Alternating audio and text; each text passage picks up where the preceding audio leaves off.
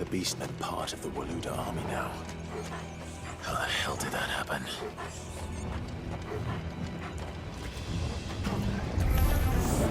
They've spotted us.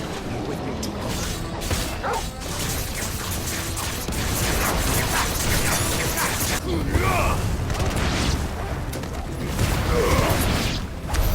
So much for the men of the Rock. Dalmekia's finest.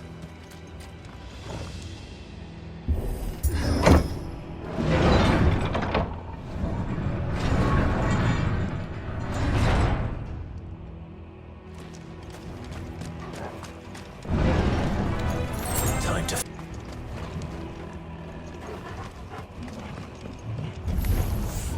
Animals. You should definitely dash.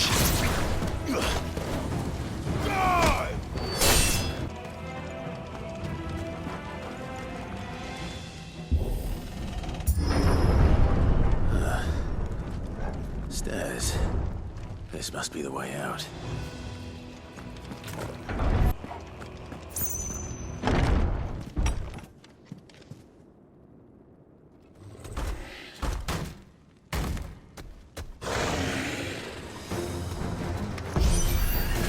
I won't be sneaking past this one.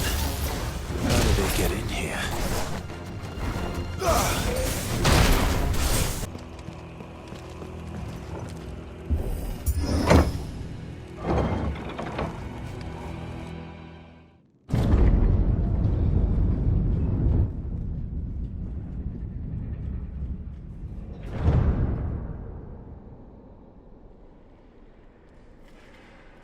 By the flames.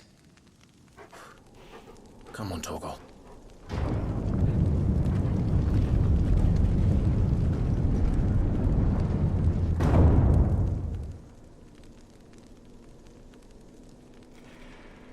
Kuka never did do things by halves. As if taking the Mother Crystal for his own wasn't enough. He had to build his castle in it.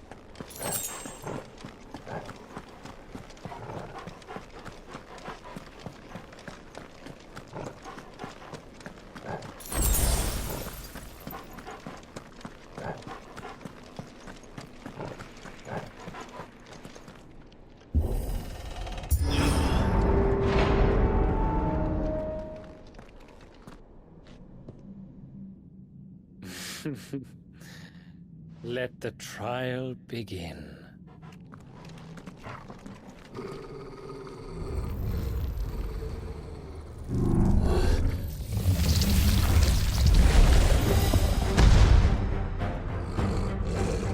What the hell?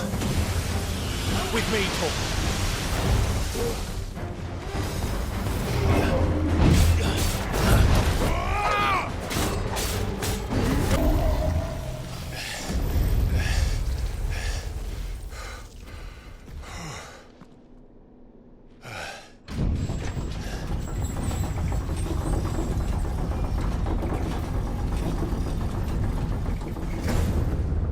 Seems we're expected.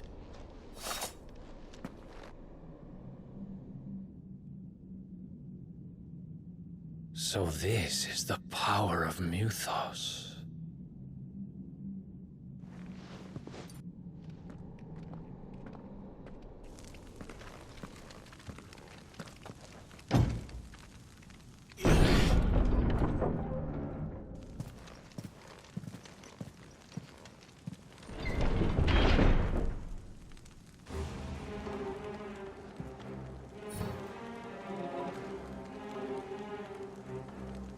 Did the orcs do this too?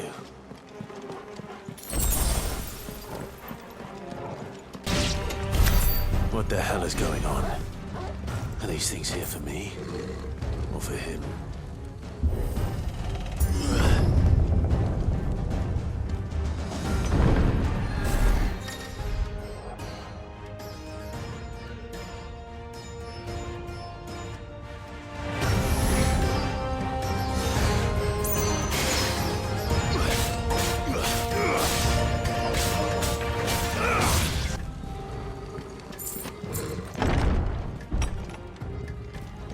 First orcs, now these nightmares. Is this your doing, Ultima?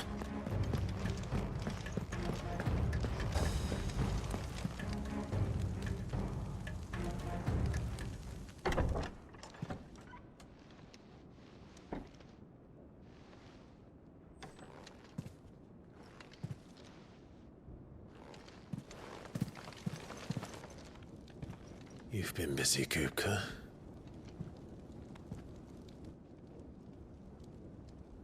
But where did you go?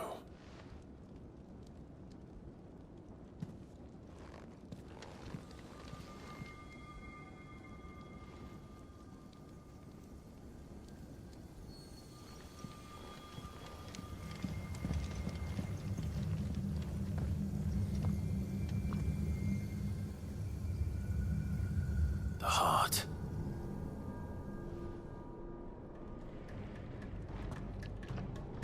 He's in the sanctuary. I can feel it. Come on, Torgal.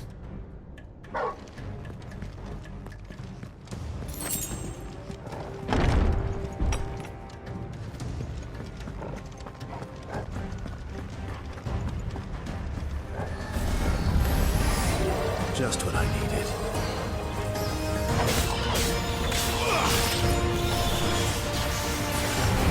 On! That had better be the last of them.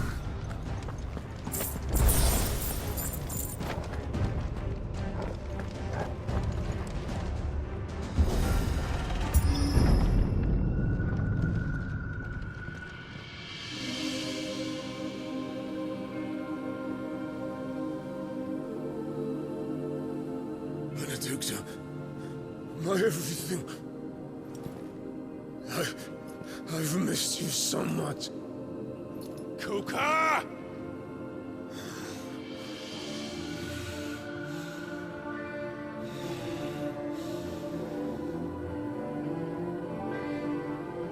I swear to you, my love. We will never be parted again. What's wrong with him?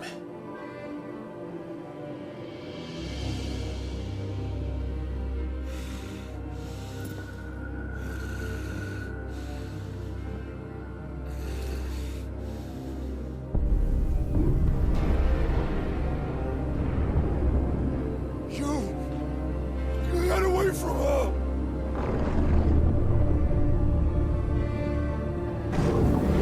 Benedicta!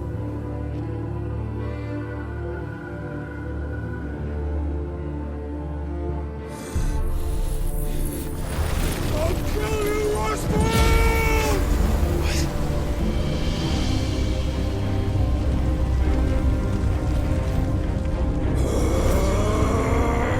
Oh shit, he's priming.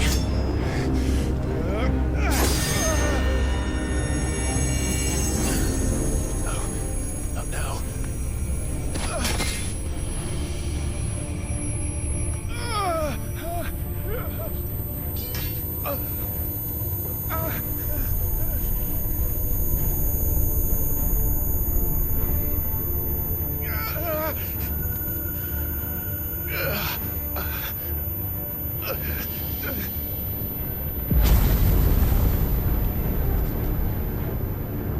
Come on.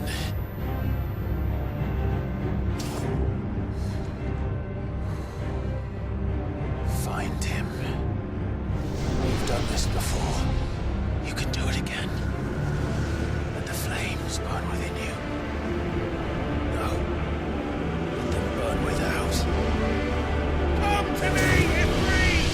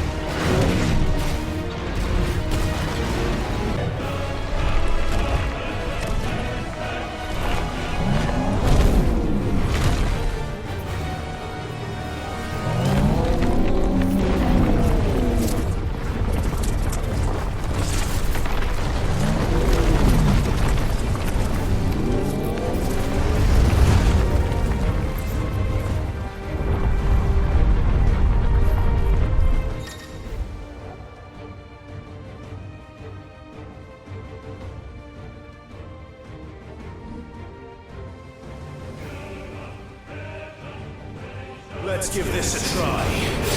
Not bad.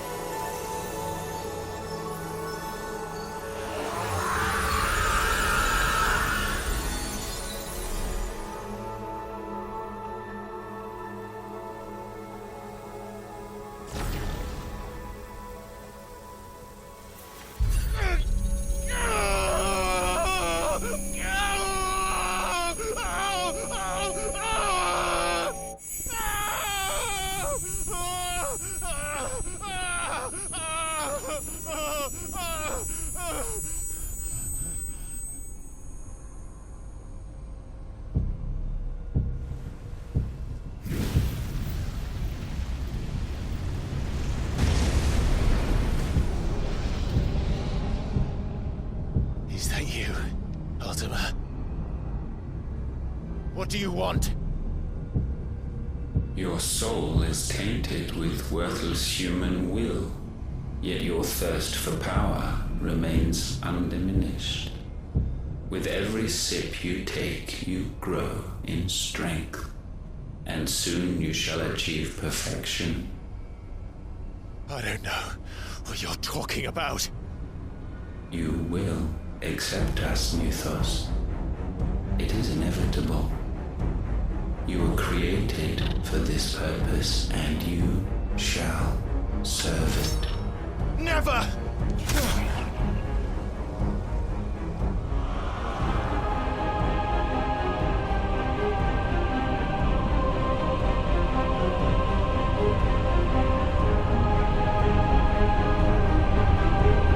Fight it, Clive! Don't let him in! Consciousness. We see now. Human will is so insubstantial it cannot exist in isolation. You mitigate its weakness by interweaving it with your consciousness. We believed we had merely to purge you of your will to claim our vessel. It appears we first have to sever every thread of the consciousness that supports it. No matter. The time to build a new world is not yet upon us. We will contemplate.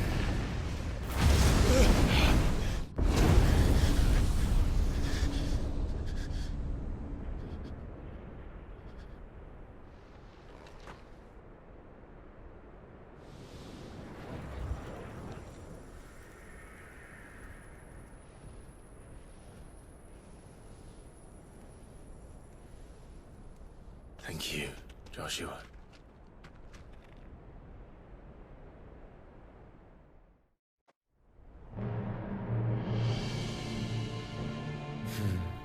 One can no more command the power of ether by drowning in its flood than one can constrain the tides by standing in the sea. I had thought Hugo wiser than this, but it seems his head was full of rocks after all. Titan was strong. Your Majesty. But Mythos is stronger.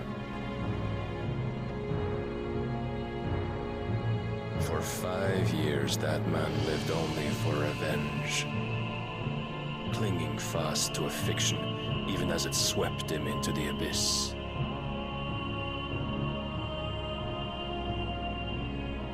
One cannot change one's nature through force of will alone. Only the Almighty can do that.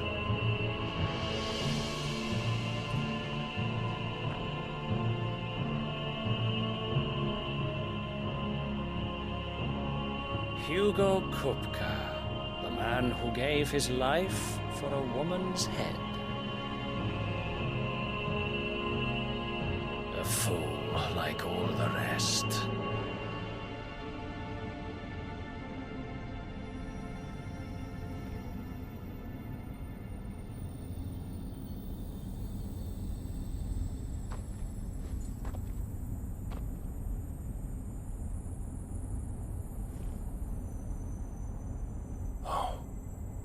That the death of a mother crystal should be so beautiful.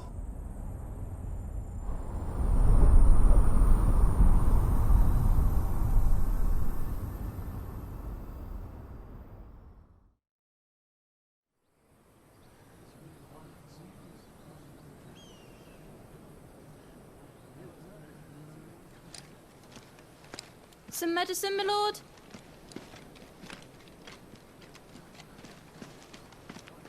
I have salves, potions, anything you need. Stop bothering me, urchin, or you'll feel the back of my hand.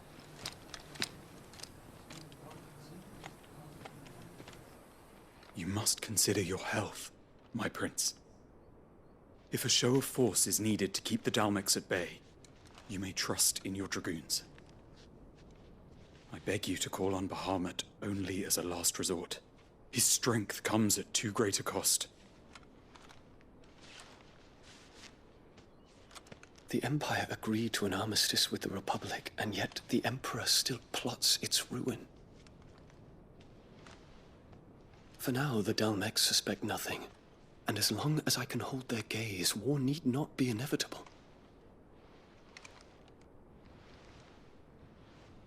But more than that, Bahamut is the champion of the Empire. When our people look to the heavens, the sight of him gives them hope.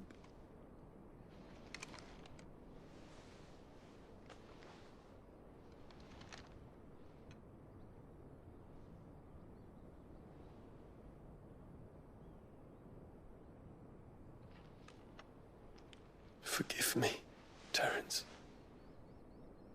Would that you were my master. But alas. I will always be your loyal servant.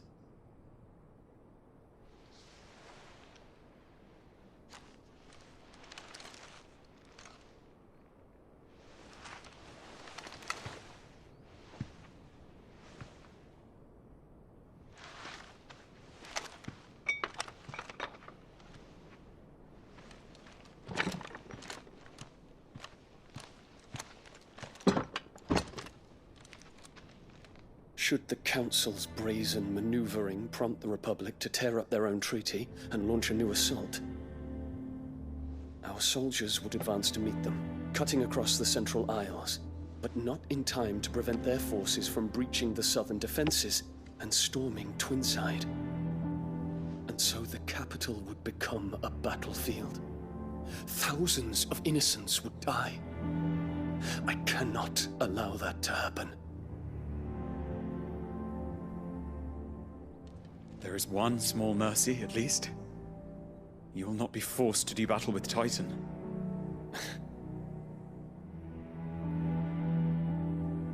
Would that I could avoid doing battle at all. 1,000 pardons, Your Highness. What is it?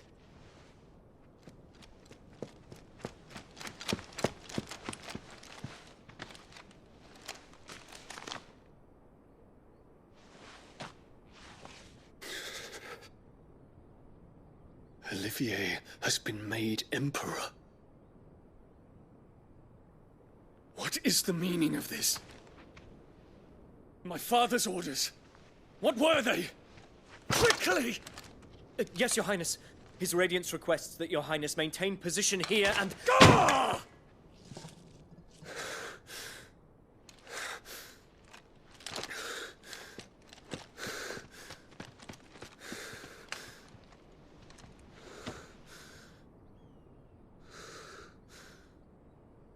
Terence.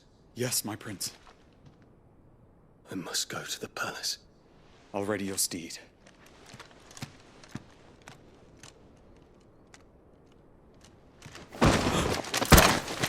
What is it now?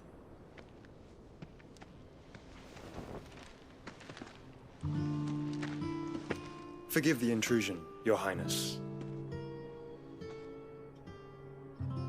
I know you. At ease. We stand in the presence of the Phoenix. You wouldn't want to get your fingers burned. I hope I'm not interrupting. Not at all.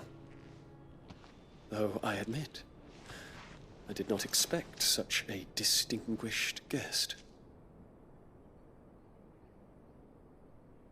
How many years has it been since the Remembrance ceremony? 20? I thought you long dead. Do I address a ghost? Many have told me that I look like one. But no. I'm alive. Just. Prince Dion of the House Lesage, I have a tale to tell you.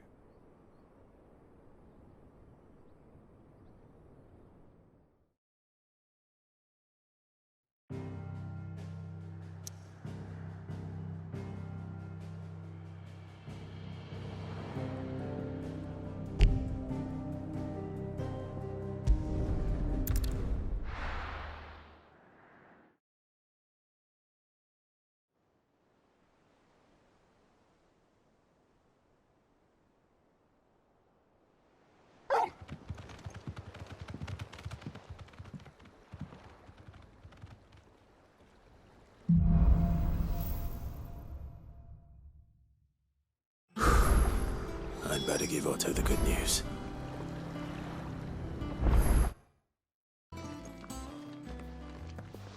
Clive, you're back. I am. And with glad tidings for once. Hugo Kupka is no more. Well, I'll be. All of our comrades who lost their lives back at Sid's place be smiling down at you right now. We had a stolus from Lubor saying Drake's fang had fallen. I expect that was your doing as well, was it? It's a long story. One for the history books, I'll bet. Welcome home, Clive. It's good to be back. You look better. I feel it. Which means I'm coming on your next little adventure. You're not leaving me behind again. Wouldn't dream of it. Otto, any word on the Royalist movement since I've been away? Shouldn't you be putting your feet up? If you really want to know, go and have a word with Vivian. Thank you. I will.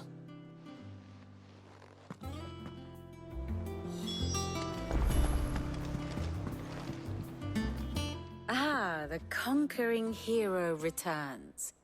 And with hardly a scratch on him. I may have picked up one or two. Well, the fact that you came straight to me instead of visiting our resident Physica suggests that you picked up something more important. A scent. The scent of Waludas.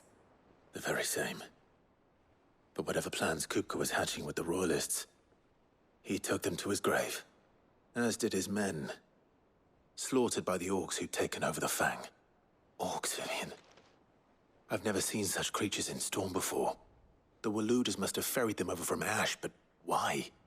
Why work to rescue Kupka only to invade his home, the mother crystal of an allied nation, and let both fall? It makes no sense. Do you know the tale of the blind men and the Adamantus?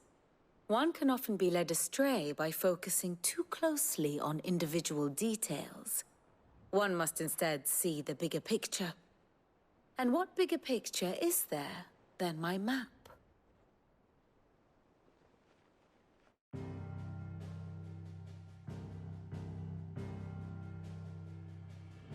The Kingdom of Waloed claims dominion over all of Ash. It is a nation forged by the bloody conquest of Barnabas Tharm, the dominant of Odin. The Canvarian War of Independence in 849. The Battle of the Twin Realms in 865. The Battle of Belinus Tor in 873. Wheresoever his armies fought, Odin was found where the fighting was fiercest. But of late, the warrior king appears to have laid his sword to rest. Battle rages for control of the crystalline dominion. Yet Tharm sends not a single ship in support of his Dhalmekian allies. Meanwhile, the Blight ravages great swathes of Ash. Yet warlike Waloed shows not the faintest interest in laying claim to untouched lands. So why go to the trouble of sending an army of orcs into the heart of Drake's Fang, only to make no attempt to claim the Mother Crystal for Waloed? It can hardly be for lack of men. Tharm's armies rival any in the Twins. No. We have not seen the last of the Waluda standard. Odin will ride again. It is but a question of when. And on that day, who will be trampled underfoot?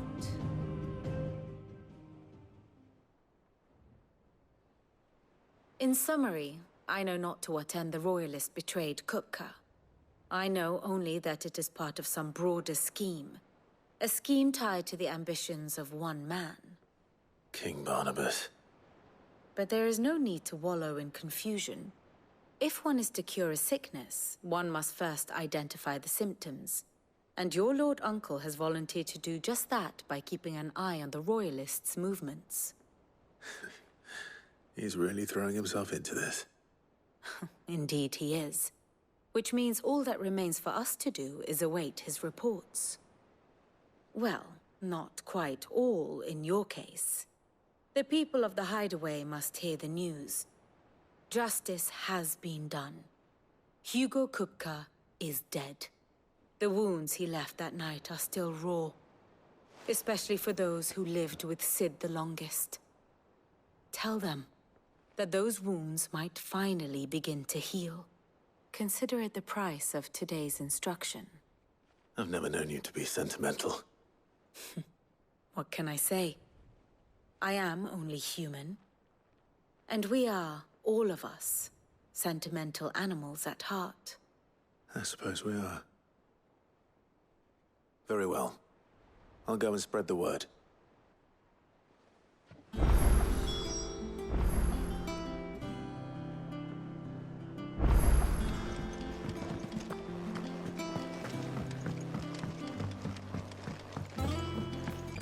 Ah, Clive. Have you come seeking the gift of knowledge? No. To share mine, actually. Hugo Kupka is dead. Oh, my. Can it really be true?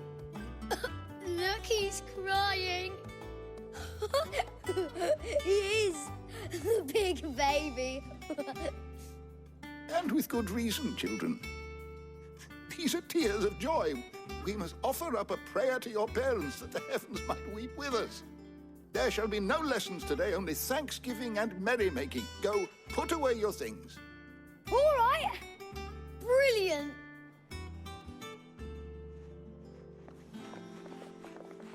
Finally, a new dawn has broken. It has. Thank you, Clive. I cannot wait to share the good news. Hippocrates. After Kupka fell, Ultima came to me. I need to know what he is. Have you learned anything? Alas, no. And not for want of trying. I have scoured nigh every historical tome in our collection and found nothing. Not even the sort of conspicuous absence that might suggest a concealment of fact. One is almost tempted to conclude that such a creature never existed. But I saw him. With my own eyes. I don't doubt that you did. Alas, it seems you are the only one who has. To others, he reveals naught. We see only that which he leaves in his wake, like some terrible force of nature beyond the ken of mortal man. A bringer of death. Whether the Ultima you met with was the being itself, or merely another projection of its power, I know not. But until I do, my investigations shall continue. Thank you. It means a lot.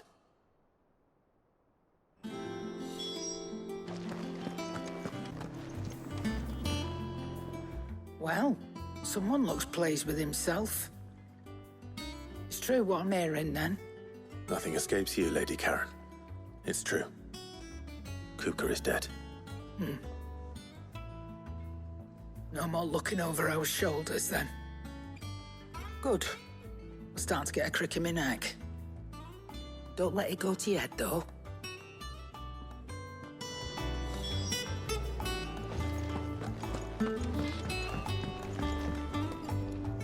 Blackthorn, do you have a moment? What is it? I'm busy. I wanted to tell you that Hugo Kupka is dead.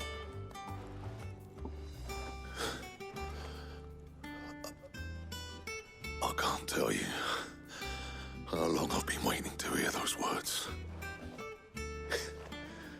This is it then. A new beginning under a new Sid. I'll try to live up to the name.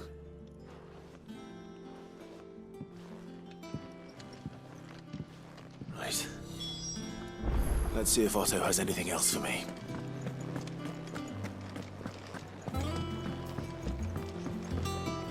I'm telling telling you, it's true. I heard it from Otto's own lips.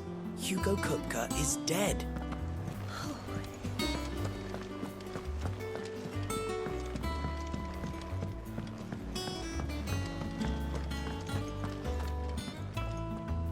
You barely sat down since you came home. Vivian got you running errands or something? Just spreading the word.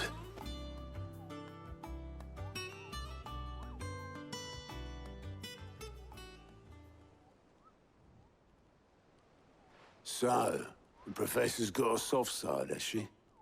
I'd never have guessed. No. She was right, though. Everyone was glad to hear the news. Ah, but you ain't told everyone. I can think of plenty of friends back at the old hideaway who'd sleep more peacefully for knowing. Not least of all Sid. You should tell him. You're right. I should. And I will. Well, when you do, be sure to take Mid with you. She's been going at it hammer and tong down in that workshop of hers, trying to do her father proud. I can't remember the last time she visited the old sod's grave. Very well. I'll suggest it.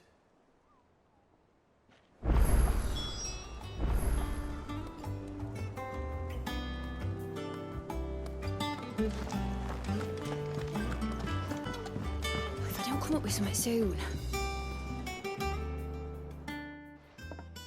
All right, Clive? What do you want?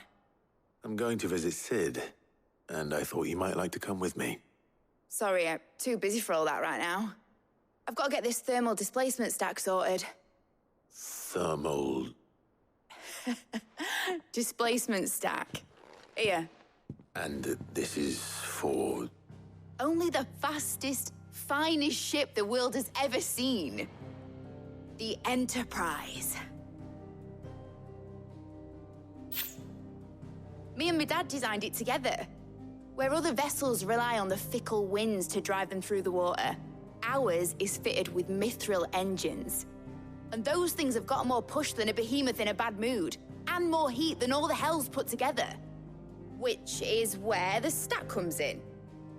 I may have already talked some tight-lipped shipwrights into putting the hull together for me in a little dockyard in Canva.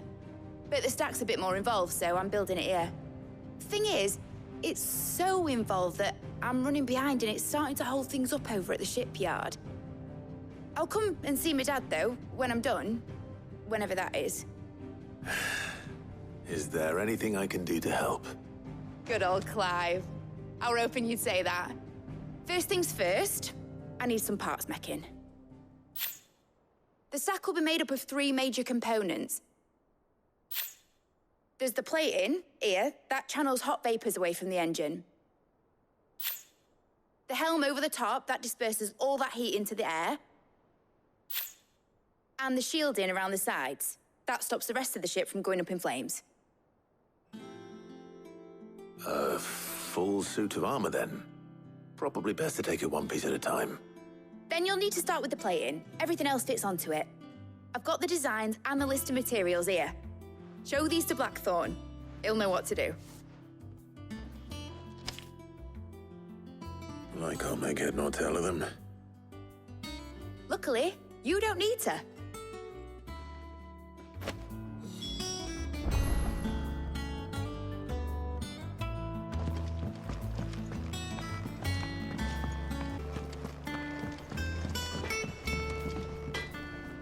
Blackthorn, can I ask a favor? Out with it. It's for Mid. This my last chance to say I'm otherwise engaged. I'd spare myself the arseache. Go on then. What is it this time? She said you would know. Here.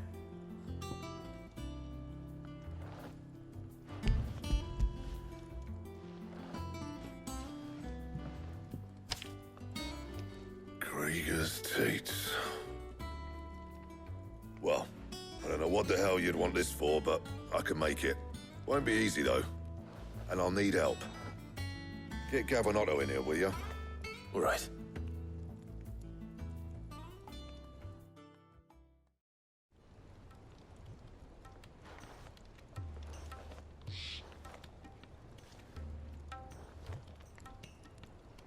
So Mid's roped us all in here again, has she?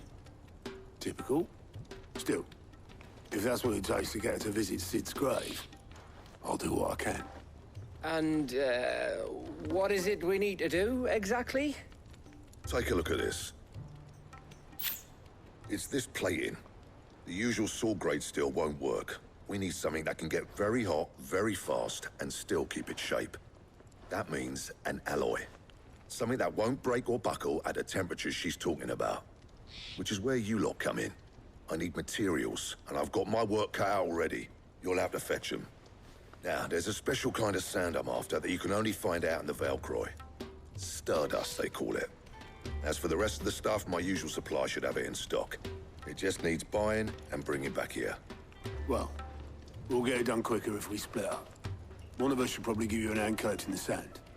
And the other can go and get the rest from this supplier. Right then. Well, make your minds up who's going where, and we can get this over with.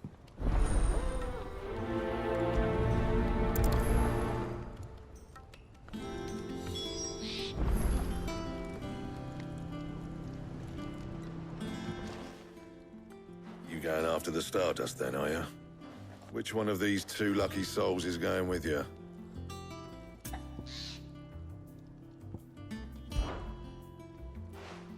Gav, you're with me. All right, then. So, where do we find this Stardust stuff? There's a river that runs through the southern reaches of the Valcroy. It's the black sand that washes up on its banks that you're after. Southern reaches of the Valcroy, eh? That's down past Dalamil. I'll go and scout the place out. See about hiring us a wagon to bring the stuff back to. All right. I'll meet you by the river. While you're off having a paddle, I'll pick up the rest of the stuff from Blackthorn's supplier. Take care. You two, eh? Don't go letting him fleece ya. Fleece me? I'd like to see him try. In your own time.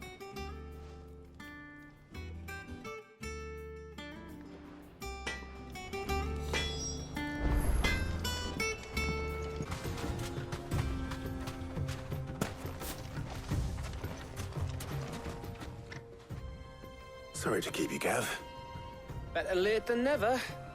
I've had a quick scout about, and I reckon round here's our best bet if we want to grab as much of this Stardust stuff as we can. Don't know what Blackthorn's planning to do with it, though. I asked over in Dalamil, and they seem to think it was worthless. But if Stardust is what Blackthorn wants, Stardust is what he'll get. There's plenty of this stuff lying about, just begging to be bagged.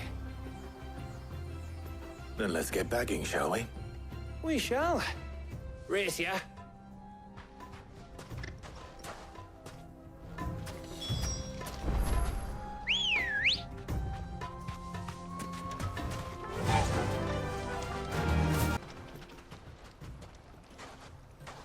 You finished? How much did you get? Enough. I hope.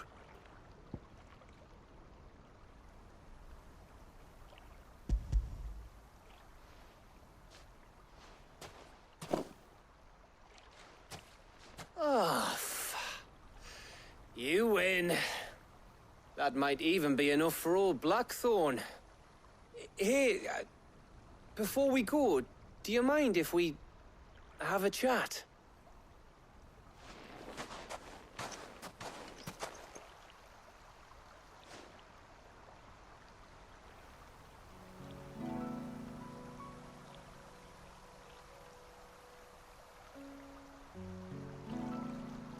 Feels like ages since we had the chance to talk. You know, man to man like. It does, doesn't it? Back when you first took Sid's name, we were talking all the time. Working out what to do in that. There was a lot to work out. And there still is. Those shoulders of yours starting to feel the strain. Hardly ever see you around the hideaway nowadays. Always on some errand or other. You can take a day off, you know. Says the man who spends most of his time behind enemy lines. Only 'cause you keep sending me there. I know I can count on you, Gav. Likewise.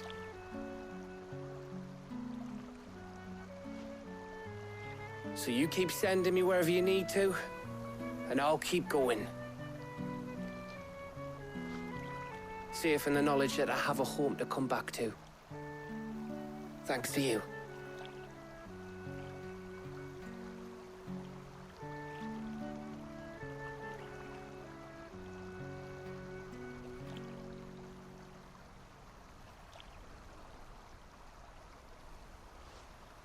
Right. That's enough soppy shite for one day. We'd better get this lot back to Blackthorn before he slings his hammer at someone. You go on ahead. And try to get some rest once you're there. Oh, I plan to. Believe you me. After Blackthorn gets what he needs, of course.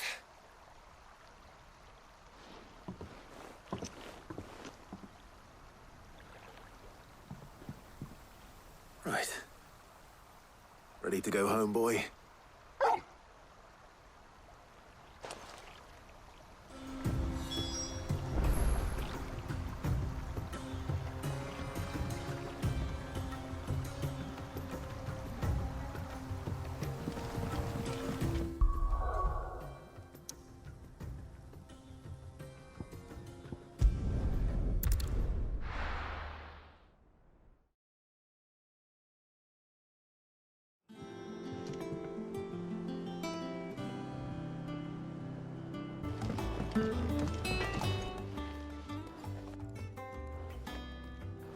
Blackthorn, got everything you need?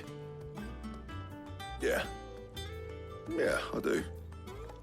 Cheers for the stardust. Should be enough to be getting on with. We should go out on maneuvers together more often. You'll be sneaking around on your Todd all the time. I'll make a start on putting this thermal plating together then.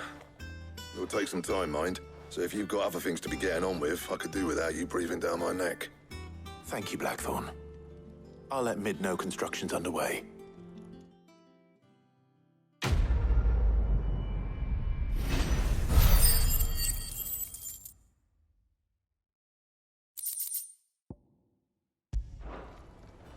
Suppose we'd better be getting back to work too. Give us a shout if you need anything.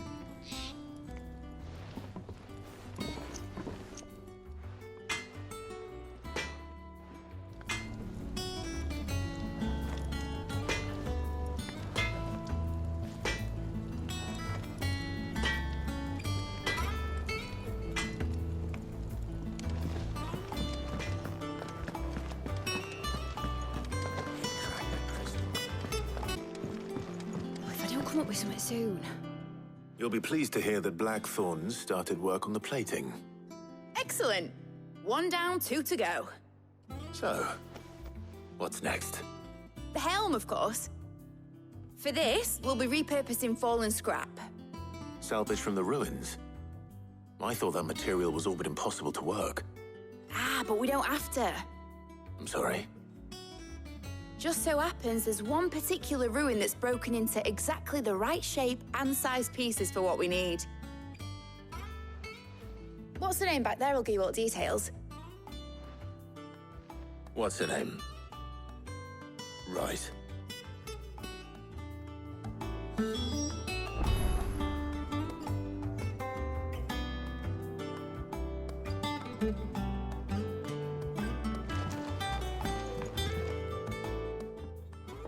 Oh, Sid, is this about the helm?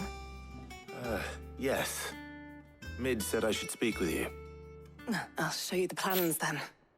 Here you see the mithril engine, in which mithril is burned to generate heat. That heat is then harnessed to produce motive force. Excess heat is dealt with by means of the thermal displacement stack, which disperses it into the surrounding air. Now, were we to rely on thermal plating alone to achieve this effect, the rate of excess heat buildup would far exceed the displacement coefficient of the plating. In other words, the reactor would overheat and eventually explode. This is where the helm comes in. It connects to the plating, you see, and serves as a sort of thermal sink to absorb all that excess energy. Our experiments have shown that fallen ceramics are remarkably thermophilic. They can withstand and absorb levels of heat far above anything we are able to make today. And not only that, they're also waterproof and immune to rust, making them the perfect material for our protective hood. Why? If sea or rainwater were to enter the reactor proper, it would vaporize instantly. The forces produced would tear the ship from stern to... You can stop there. I understand. Mid said we might be able to use parts of a fallen ruin. Where would I find it? Ah, yes. It's in Lorbert's Pass, near Lostwing. The thing is, well, I probably should have arranged to have the pieces we need brought here sooner. You see, a certain unwanted visitor has taken up residence there. It's no longer a matter of just walking in and taking them. It's, going to be considerably more dangerous than that. I see. Then I suppose I'd better deal with this unwanted visitor for you. Would that help? Oh, very much. Thank you, Sid. I'll gather my team and head there right away. We'll meet you outside the ruins.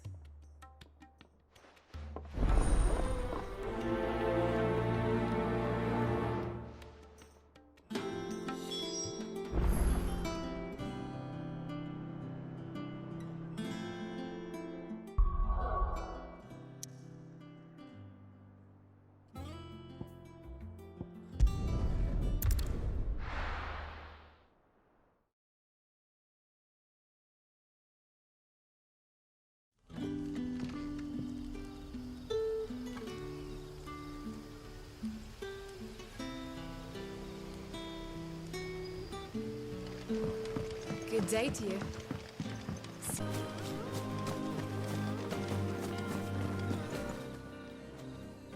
Oh, there you are, Sid. Thanks so much for coming. The, ruins are just over there, as is the creature I told you about, I'd imagine. Would you mind?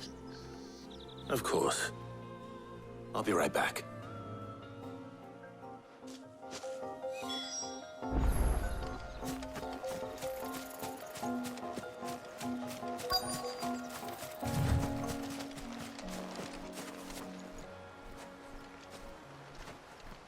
Anybody home?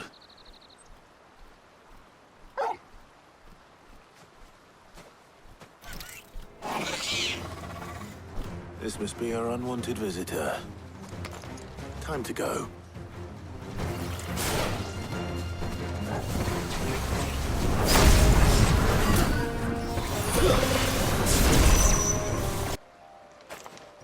The things I do for you, Mid.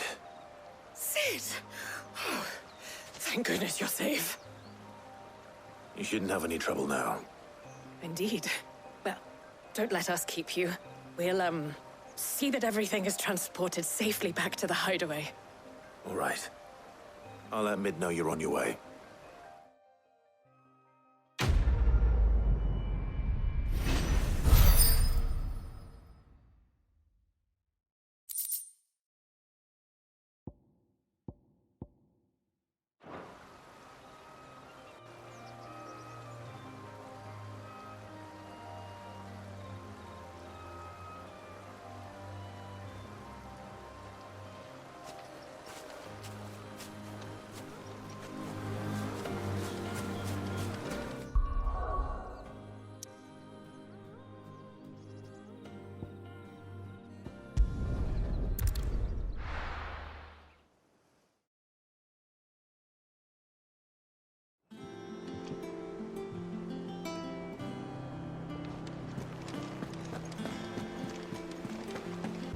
If I don't come up with something soon. Mid. Helena has recovered the material for the helm. She'll be along shortly. Excellent. Another job well done. And just one remaining. Right. Right, the shielding. This one's a bit of a bugger. How so? The plating's enough to stop the engines going pop, but those things will still be spitting out enough fire to set the rest of the ship ablaze. Which is why you need proper shielding. A prism for the dragon's breath that's blazing away inside. I thought a triple thick layer of tempered steel might do it. Or more of the stuff that the Fallen use, but they'd both be too heavy. The helm and the plating are bulky enough as it is. Add any more weight and the whole ship would be at the bottom of the briny before we'd even started. I need something light. But I've racked my brains and I just can't think what would do it. Well, if I were in need of obscure knowledge, I know whose counsel I would seek. Harpocrates. Tomes? Yeah, well, I'd thought of that, obviously. I've got all the details written down here. Can you take this to him, see what he makes of it? Right away.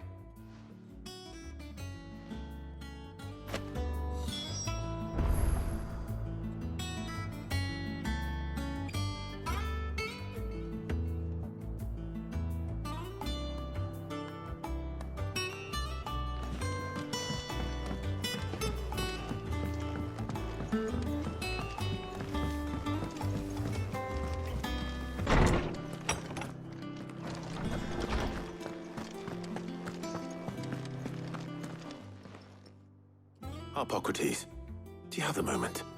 For you, Clive? Always. Well, actually, it's for mid this time. Could you take a look at this?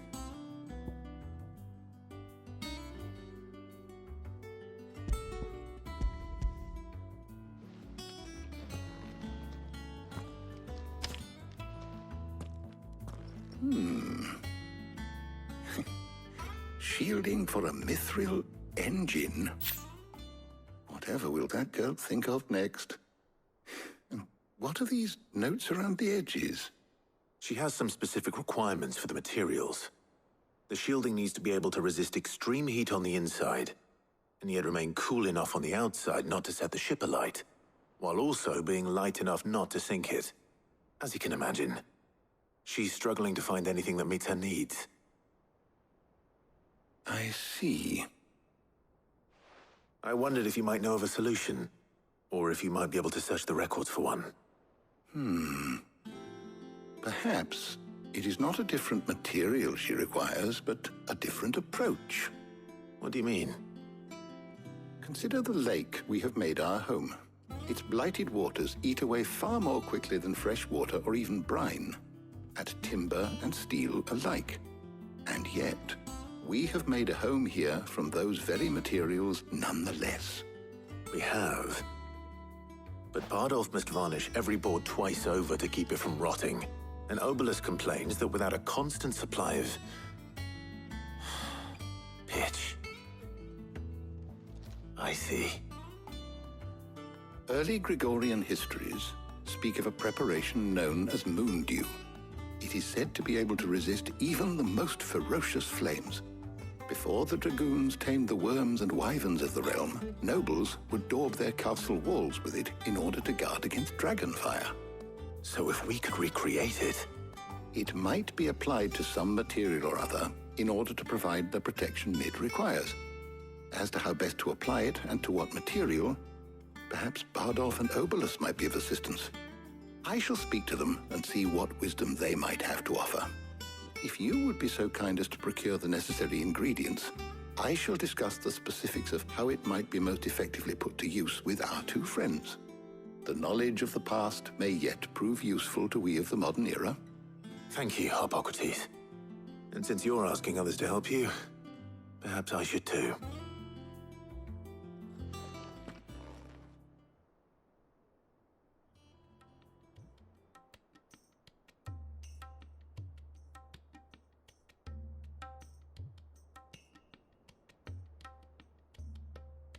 So you need a hand, do you?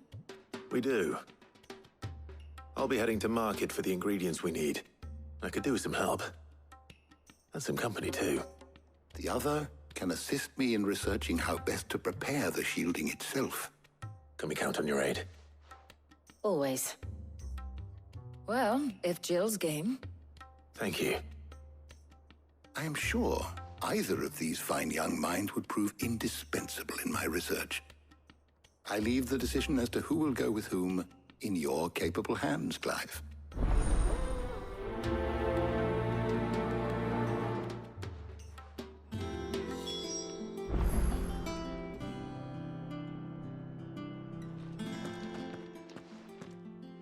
So, Clive, have you made your decision? Who will accompany you on your little excursion?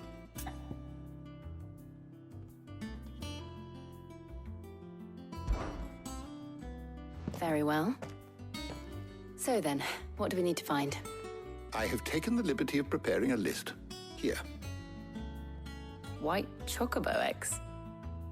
Pepio nuts. Are you sure this list is right? Everything on here seems very edible. I would have thought the ingredients would be a little more exotic. Though these items may seem mundane, they have potent effects that are rarely exploited, effects for which they were once highly prized. So much so, in fact, that they were harvested almost to extinction, hence moon dews having fallen from favor. Now, of course, they can be obtained with ease. You should be able to find everything you need at the market in Northreach. Is that so? I've been meaning to visit Northreach anyway. I'll set out now. Join me there when you're ready. I will. Until then. You two enjoy yourselves. You too, Talia.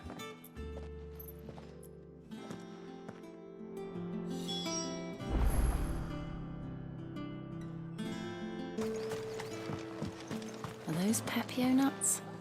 Can have it. How goes the hunt for ingredients? I've only just started. I'm sure everything we need is somewhere amongst all these stalls, though. Why don't we split up and see? We'll take a couple of ingredients each. All right. What am I looking for? How about you look for the Pepio nuts and some garlic? I'll find the other things we need. We can meet by the gate when we're finished.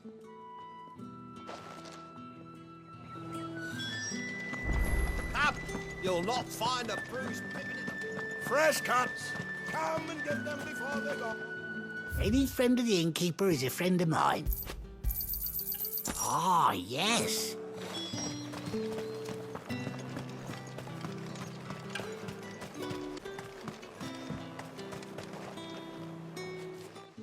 Did you find everything? I did. Here.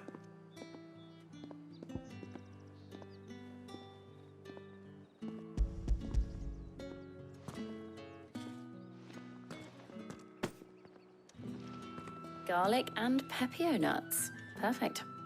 Now all that remains is for Harpocrates to somehow turn all this into what Mid needs to keep her engine cool.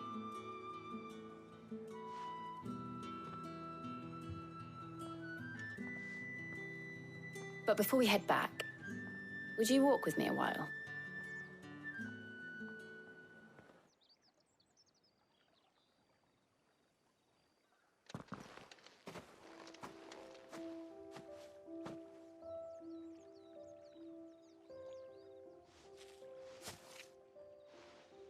Thank you for asking me to help you today.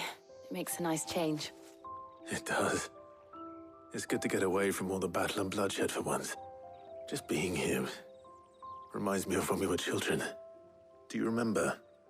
Walking down Market Street in Rosalith, taking in the sights and smells. How could I forget? What with Torgal's antics. Remember how his nose would prick up at the scent of sausages? He'd go racing away and we'd have to go running after him. We wouldn't catch you now, would we, boy? Was there anything you wanted to buy for yourself while we're here? There was, yes. Well, sort of. Molly in the kitchens told me about a place that sells particularly good pies. Thought you might like to share one with me. I would. Thank you. And I saw some bread.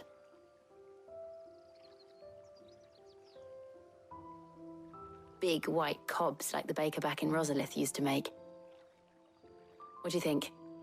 I thought we might get some soup to dip it in. But then I tried a slice of the butcher's dry-cured ham and it was just... oh. You all right? Sorry. It's just... you're right. I really do feel like a child again being here with you.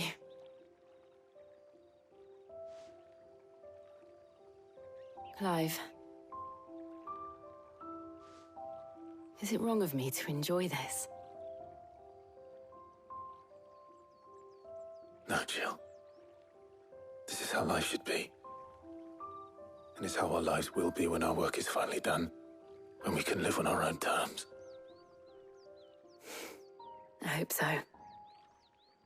Thank you, Clive.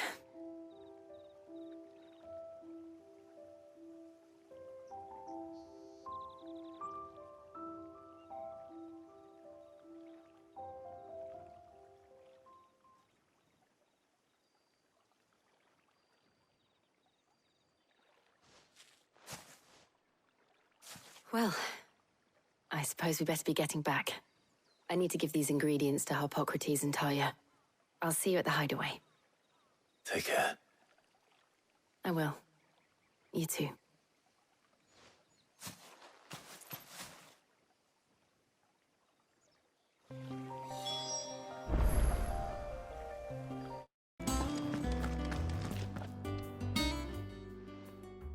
How's work on the shielding progressing, Harpocrates?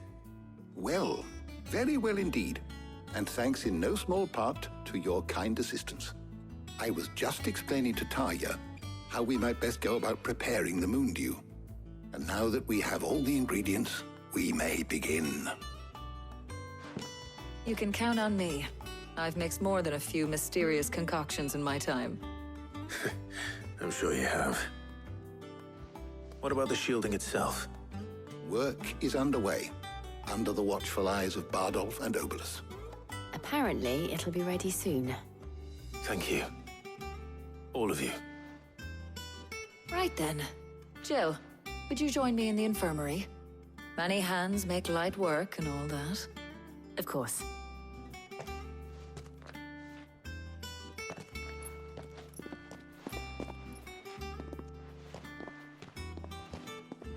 Oh, and Clive, thank you. It was nice, just being with you.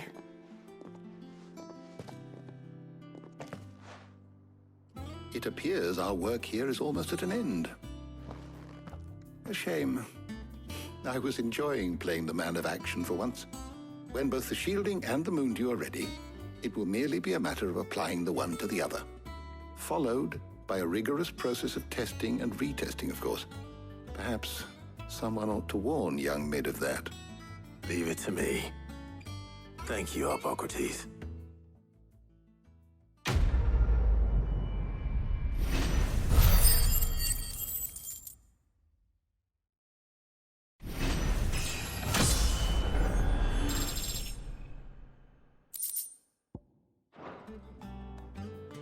Well, I better go and give Mid the good news then.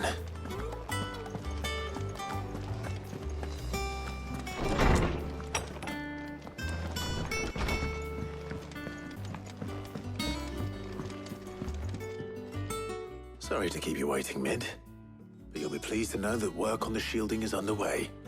You found something for it? In a manner of speaking, Harpocrates knew of a substance that's highly resistant to heat, a coating that should provide the protection you need. He's supervising the construction and testing of the shielding as we speak. Brilliant! I knew you wouldn't let me down. Don't thank me. I'm just the errand boy. Right then, better start working out how to bolt all these bits together. To the Black Hammer!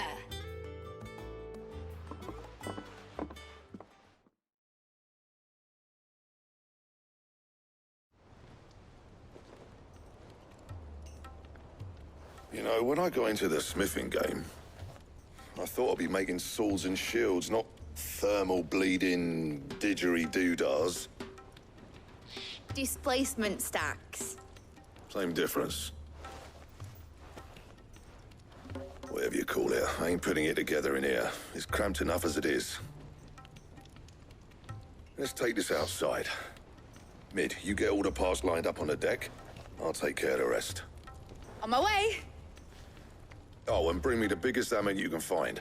This is gonna require some precision walloping.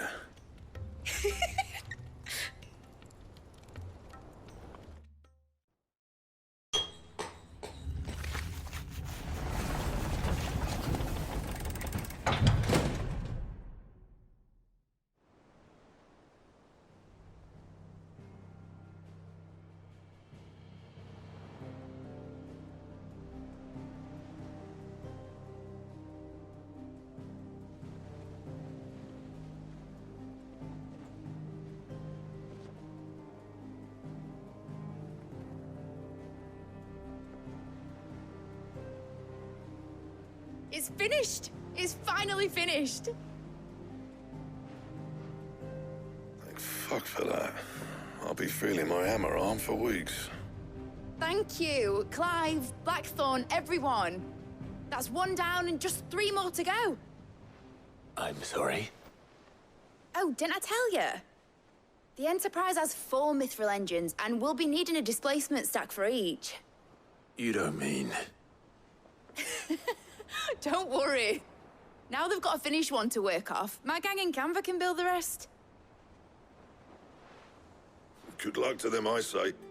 Right, I'm off to get a sling for this elbow. Any other work comes in, keep it to yourselves, eh?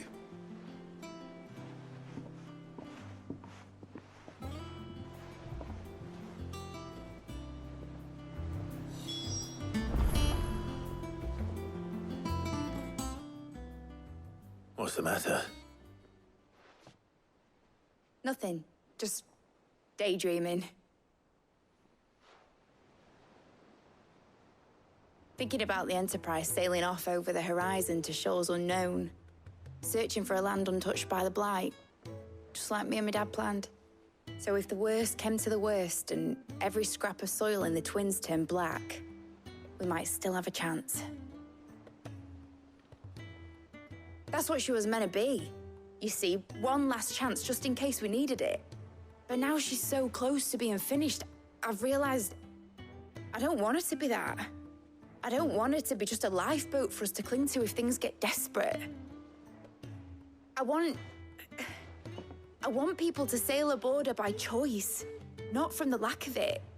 In a world where we're not just trying to survive, but where we can actually live.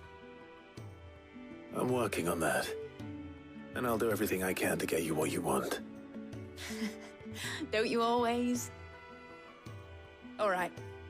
My mind's made up.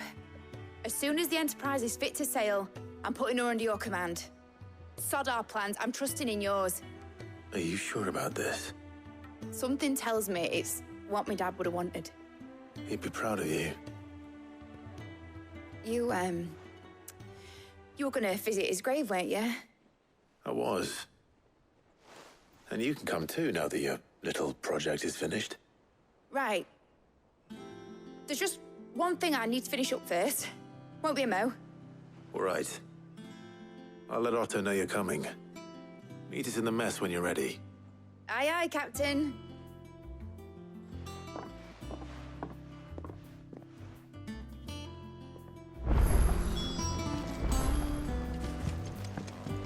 Ned told me she was building a ship. All right, Clive. Asterix. We'd finished sending half the hideaway traipsing across the Twins, has she? I swear, that girl'd do anything to put off visiting her old dad's grave. No excuses now, though, eh? Not quite. She said there was one final thing she had to take care of. I'm sure she'll be finished soon enough. She said that? In those words? She did, yes. Clive? Were you born yesterday or something?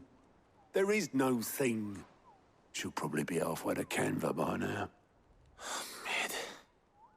I might still be able to catch her.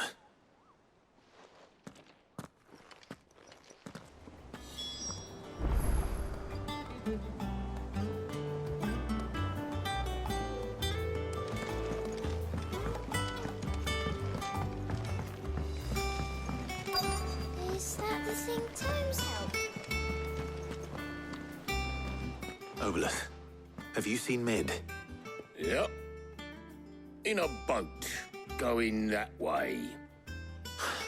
Then I'm too late. You in a hurry and all, are you? Oh, I offered to take her across, but she wouldn't wait. Just paid for a dinghy and rowed off. Oars going like the clappers. Got some life in her, ain't she?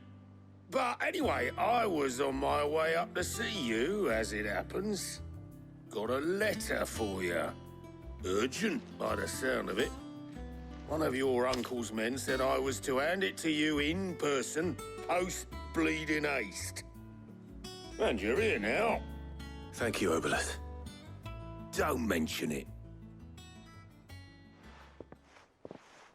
What tidings, Uncle?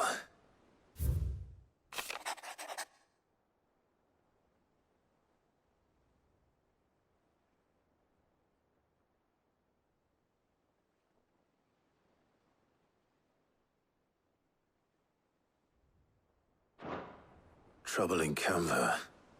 Well, I'll need someone to keep an eye on Mid.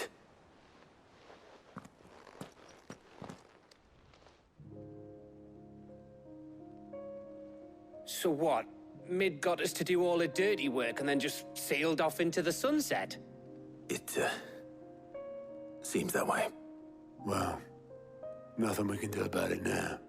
But next time you plan on visiting Sid, you might want to tie her to something before you suggest it. Ah, don't be so hard on her. Gotta admit, the dirty work was kind of fun. Everyone pitching in, all that bollocks. Just like when we built this place. You're right. Anyway, we all set to head to the old hideaway. I could do with getting to Canva pretty sharpish. Wouldn't do to keep Lord Rosfield of the Seven High Houses waiting now, would it? Not after he asked for me personally. Gav will be leaving with me. Will you mind the place while we're gone? You can count on me. Just be sure to give Sid and the others my regards. All right. Oh, by the way, Jill will be joining us too. She's got some things to take care of, but she'll meet us there. I hope she's telling the truth at least.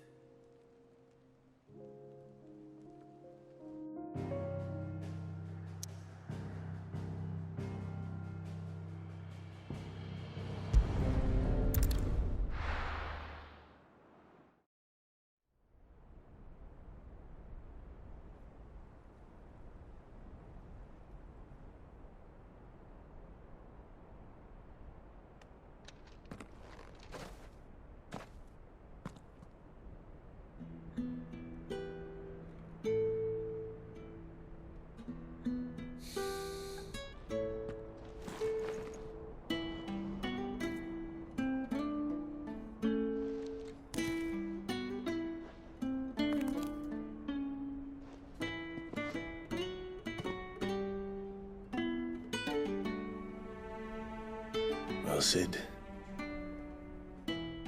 I remember what you told me. But if no one is listening to what you have to say, you may as well not say it.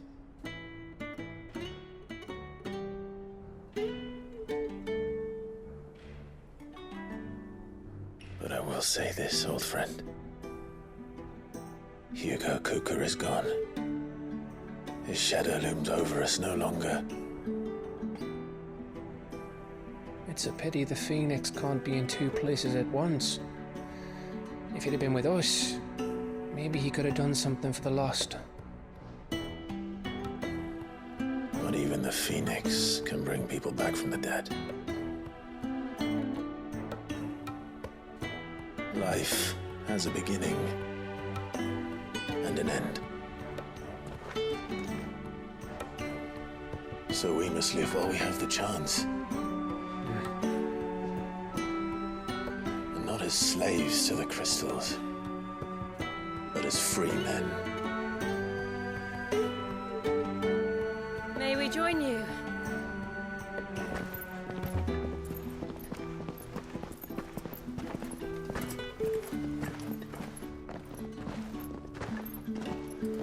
Lady Karen, what a pleasant surprise. I thought I'd drop by and see how you were all doing before heading off to restock my supplies.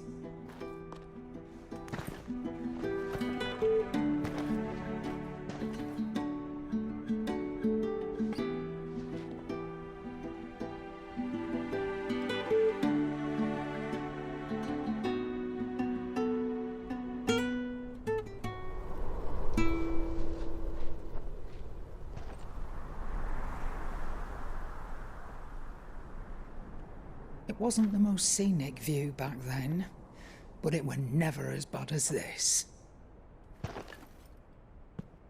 I know. The Blight marches on.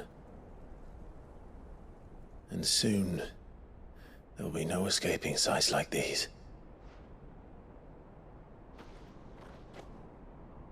So our mission remains unchanged. We cannot stop until every Mother Crystal is gone, and their thirst for ether with them. The only one that remains in Storm is Drake's tail in the Crystalline Dominion. Our next target. We're going to Twinside. It's the capital of the Empire these days. I wouldn't like to think how tightly guarded they've got the place.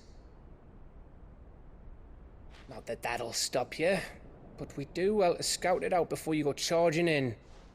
We would indeed. If you're off to the Dominion, you can take this great lump with you.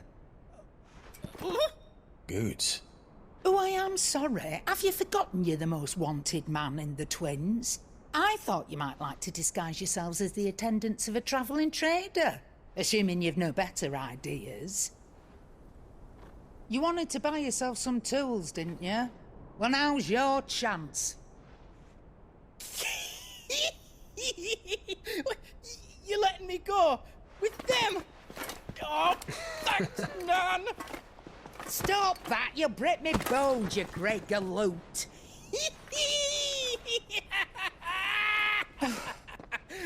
There's a caravan that runs back and forth between the Dominion and the Bocklad markets. It's managed by the Merchants Guild. Just show them Goots' traders past and you'll be on your way.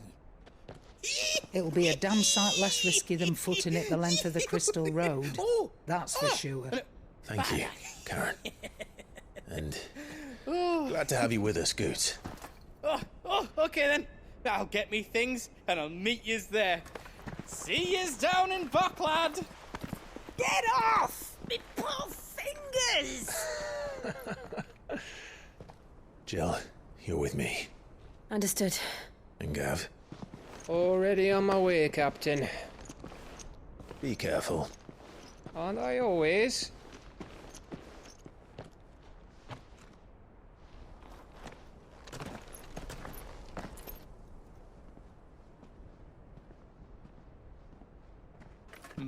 Do you see that, Sid? Your protege's making a proper little outlaw of himself.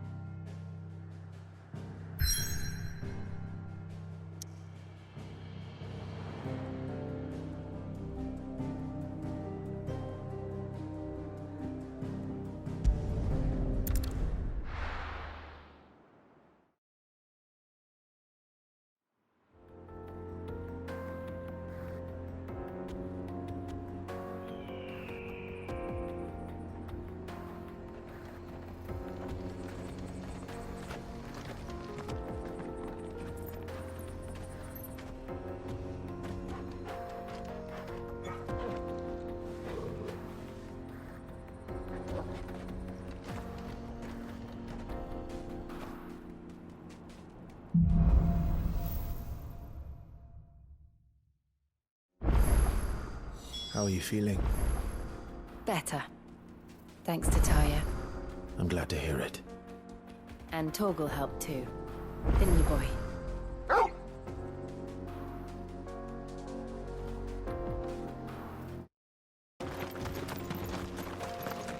This used to be a trade route for merchants crossing the Scars, till the Republic laid a new road wide enough to let wagons pass, and all official traffic moved there.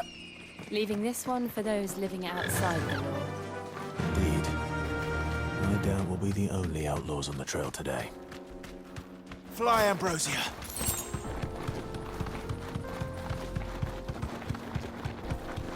I see the Dalmex lag behind Rosaria when it comes to bridge building.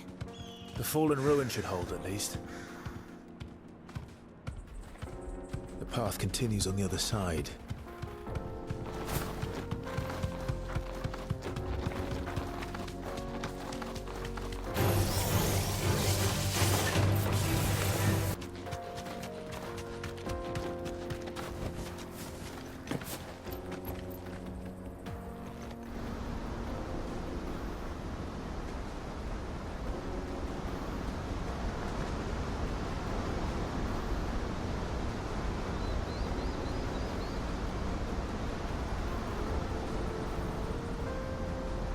So this is Zemeckis. The land of the gods. It's even more impressive than I imagined. I remember being captivated by the story as a child. Long, long ago, man was overcome by avarice and challenged the gods in a bid to win their power. The final battle took place here, at these falls. Or so the legend goes. If anyone ever manages to plumb those depths, perhaps we'll learn if there's any truth to the tale. That the gods emerged victorious and punished man for his defiance by visiting upon him 2 curses. Dominants and bearers. To tell the truth, I always thought it strange that the dominant and their Eikons were deemed a curse. Back home, the dominant inherited the throne. They were admired and exalted, not spurned. Whenever I got to that part of the story, I always assumed there must be something I'd misunderstood. You had a lot of storybooks, didn't you? In your room, I mean. When we were young. The old legends were always my favorites. Epic battles between gods and men. Father encouraged me to read as much as I could. He thought it good for my education. You really were a boy like any other, weren't you?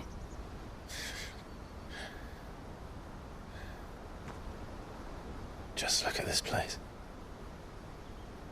It's enough to make you believe the legends are true. I know.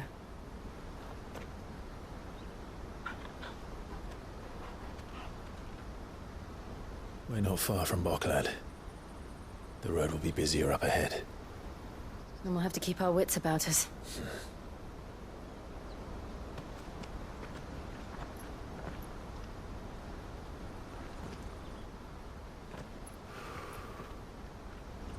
Clive? Something wrong? Nothing. It's nothing.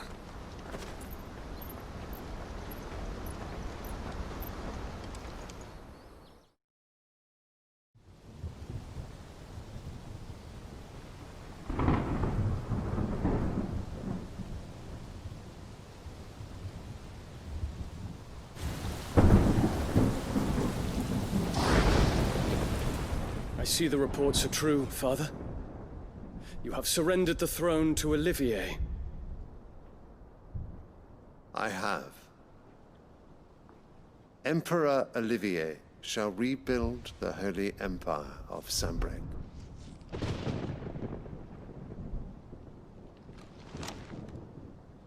How is he to rule an empire? He is but a boy. I shall advise him until he comes of age. Father, please. Or for as long as I am able. The empire we seek to build needs young blood to rule it, and I can think of none better suited to the task.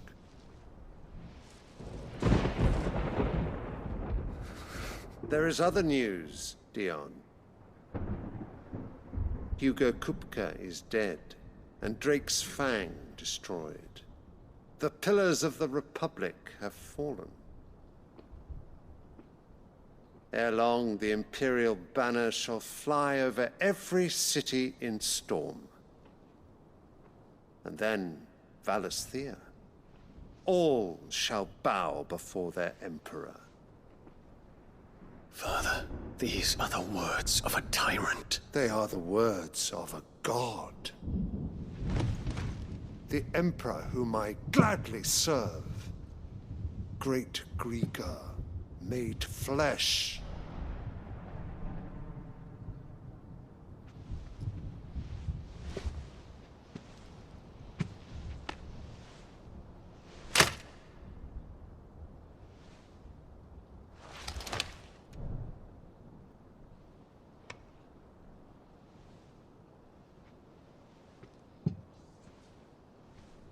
Return to your camp, Dion, and ready your forces. It is time to show the world the true power of Sanbreque.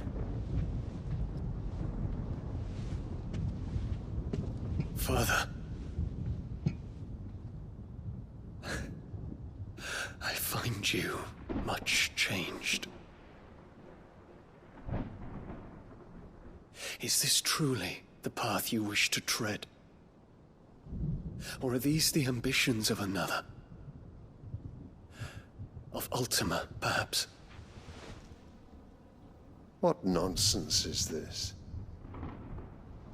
I speak my mind, and my mind only.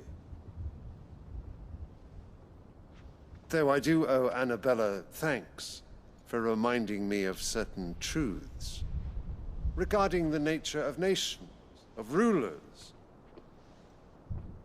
and of the divine.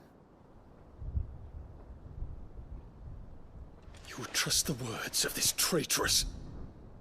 She betrayed her country. She slew her husband. You have ever been an invaluable servant to Sambrek, Prince Dion. I trust you will continue to serve your Emperor in the wars to come. The canker! Silence! Insolent wretch! You will bend the knee. All else is heresy. Sire, forgive me. This audience is over. Come, your Radiance. The Rowena Syndicate awaits your pleasure. Oh, not another meeting with silly old men. They're so boring. I'm hungry, Father. Can't we have luncheon instead?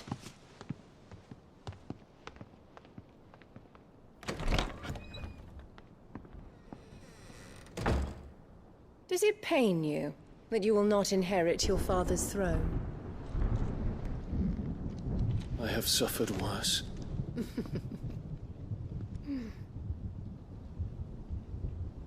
Count your blessings, Dion. For a base-born child to be chosen by Bahamut is miracle enough. You have risen high on his wings, but you shall rise no higher, lest your impure blood stain the throne. What do you know of my blood?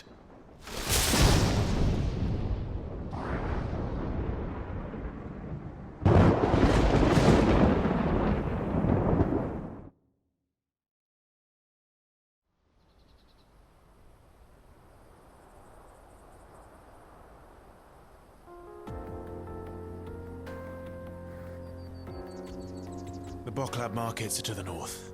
We just need to hug the coast.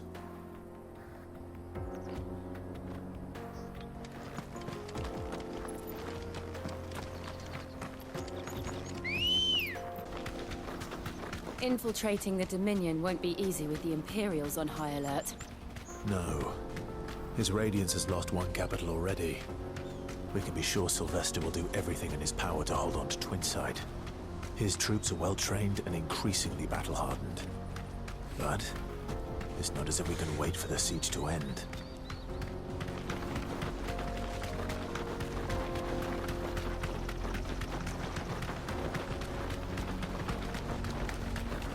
More refugees.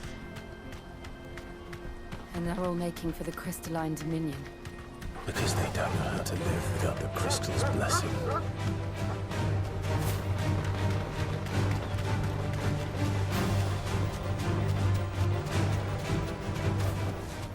That'll do, girl. There are no crystals here. This is where we're supposed to meet Goots, isn't it? That's right. He said he'd wait for us here after replenishing his supplies. I dare say he'll have finished by now. Let me carry your goods. I'm cheap. Peaches and pears.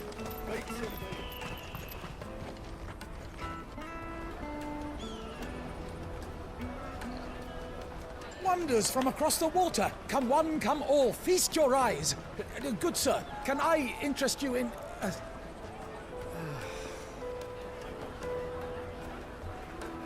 How much? For a measly crust of bread?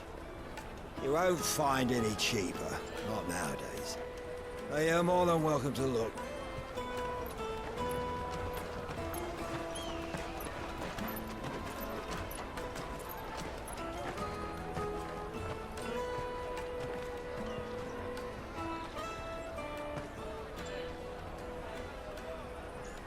The Empire's unlawful and illegitimate occupation of the Crystalline Dominion is still in effect.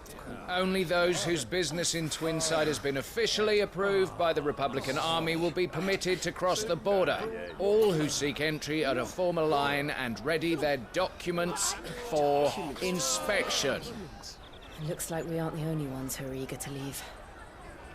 And they're checking everyone. Can't you make an Not for the likes of you. We won't get through without that pass. Let's go and find Good, shall we?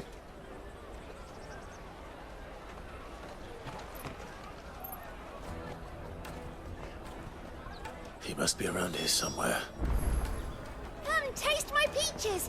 They're sweet as nectar. I'll take the large one. Ah, Good. There you are. Clive, I'm so sorry. Don't tell Nan, will you? Slow down, Good. Just tell us what happened. It's me trader's pass. It's gone. We cannot ride the caravan without it. We won't even be able to get through the flipping checkpoint. Do you remember when you last saw it? It was in my pocket a minute ago. Then a bairn bumped into me and... Yeah. You don't think that they might have nicked it, do you? It wouldn't surprise me. A busy market like this is prime territory for pickpockets. So, to get the pass back, we need to find this child. Where would we even start? I know where! I've got a pal in Bock lad who might be able to help us. No one knows more about what goes on round here than she does. Where do we find her? She's the owner of the Crimson Caravans, up that way. Sign's got a red chocobo on it. No time like the present. You two go on ahead. I'm gonna check the rest of my stuff, make sure naught else is missing. All right. We'll meet you there.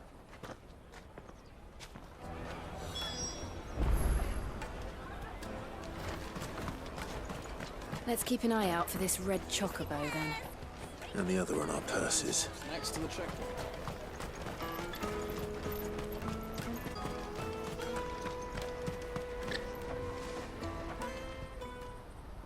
Looking to hire a coach? It's 10 million for a two-birder to the Crystalline Dominion. Take it or leave it. Oh, we're not here for that. Then I bid you good day. Oh, wait! Just don't go, El. He's me mate. As I live and breathe. Goots, what are you doing back in Bocklad?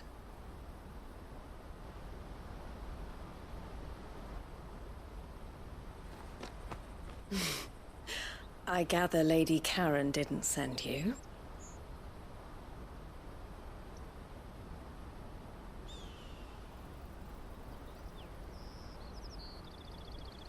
So what trouble have you got yourself into this time? It's me trader's pass. It got stolen. By a little bairn. Of all the... You're the size of a marble. Honestly. Ugh. Goots told us that you know the markets well. Might you have an idea which little bairn could have done this? We don't intend to punish them. We just need our pass back. Then, we can be on our way. I see. So neither of you has a trader's pass either. Not that anyone would take you for traders, but I suppose that's why you came to me, correct? Now, I can't say for sure who took your pass, but I suspect I know why they did it. Let me explain.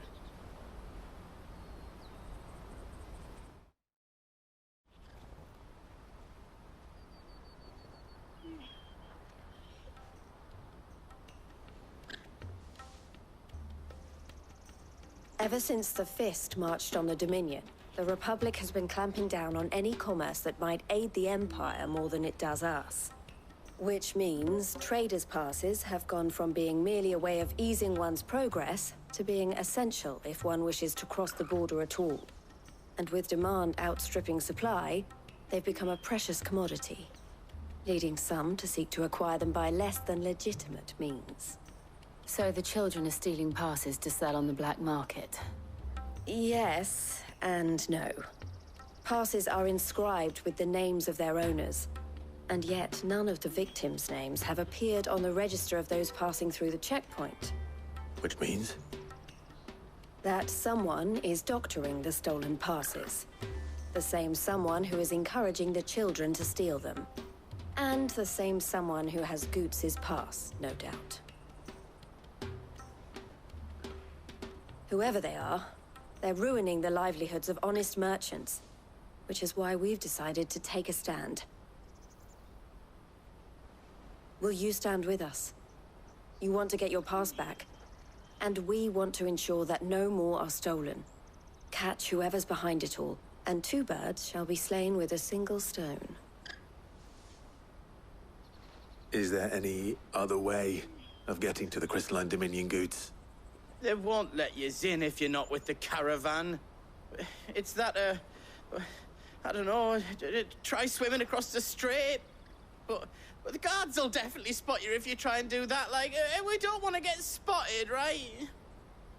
So either we find the people who took the pass, or give up all hope of entering the Dominion.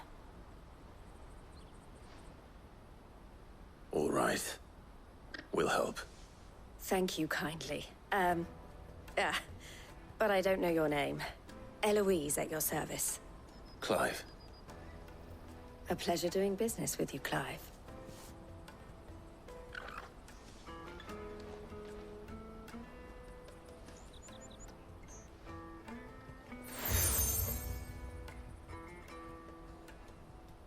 The proprietor of the furniture makers by the coach stop is spearheading the search. Wear that, and he will know you for a friend. I suggest that you speak with him first. The furniture makers. Understood.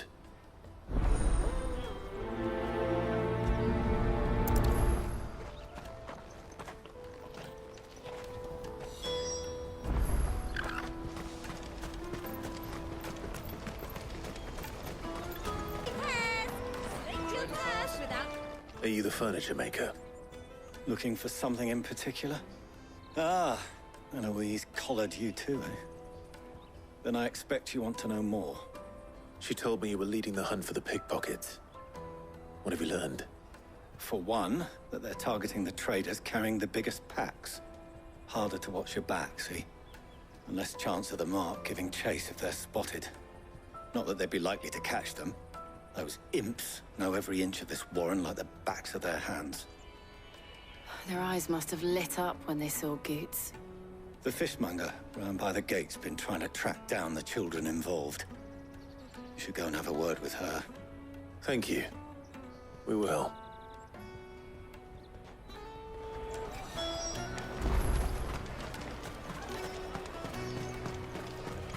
You won't find anything of this quality in Twinside. You should come with me to the Dominion, like...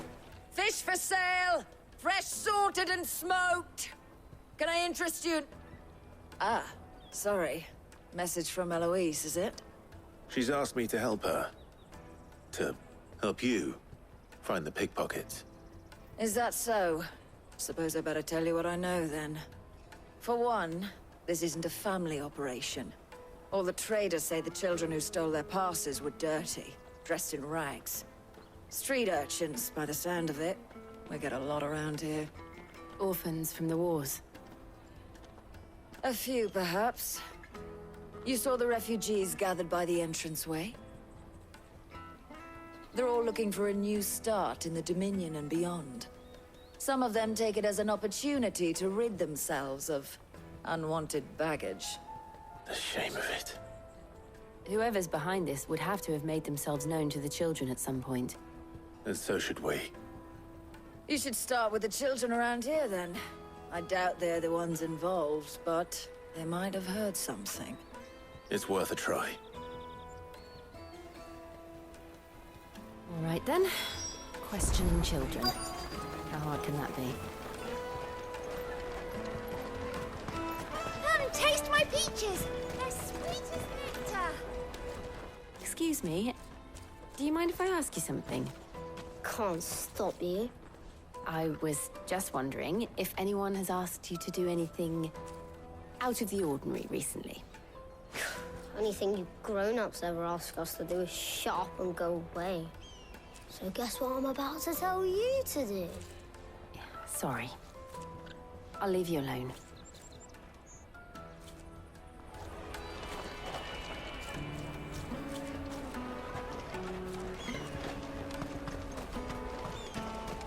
I'll take the large one.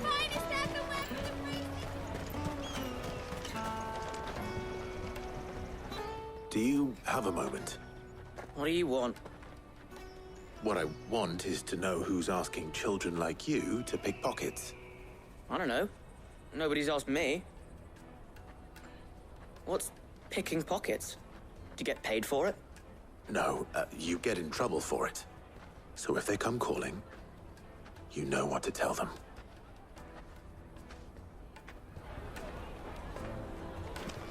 The caravan stops next to the checkpoint.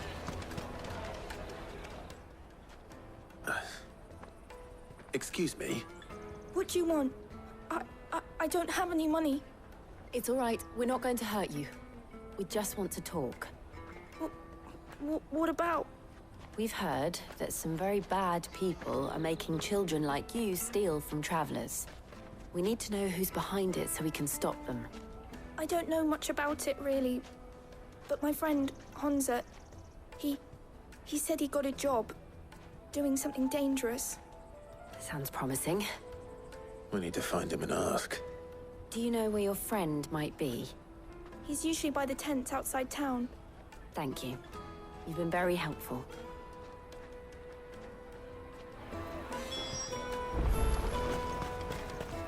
Come on, come on! That's that then. She must have meant the refugee camp.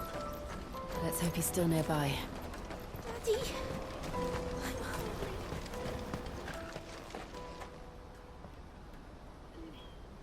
That big fat donkey was easy pickings. He wouldn't have noticed if we'd robbed his boots off him. Yeah. Wish we hadn't handed over the pass, though. Could use one of those things to get out of this dump. Chance would be a fine thing. The moment they found out, they'd string us up by our guts. Would they now? Perhaps you'd like to introduce us to these charming characters. Shit, we're in trouble now. What do we do? You two get caught if you want. I'm off. Hunter, where are you going? So that was Hansa, eh? Jill, you watch these two. I'm going after him. All right.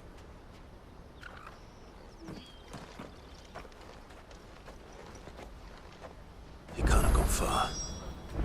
I need to find him before his employers do. Daddy, I'm hungry.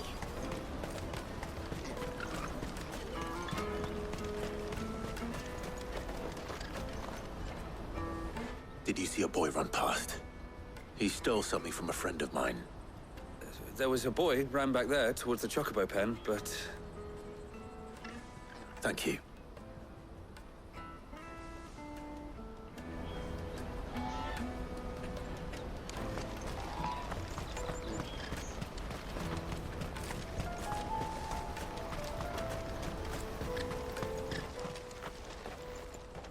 Oh, shit.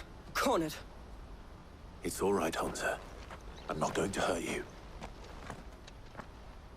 I just want to ask you some questions. Fine. Not like I've got a choice. I'm looking for the people who are making you steal for them.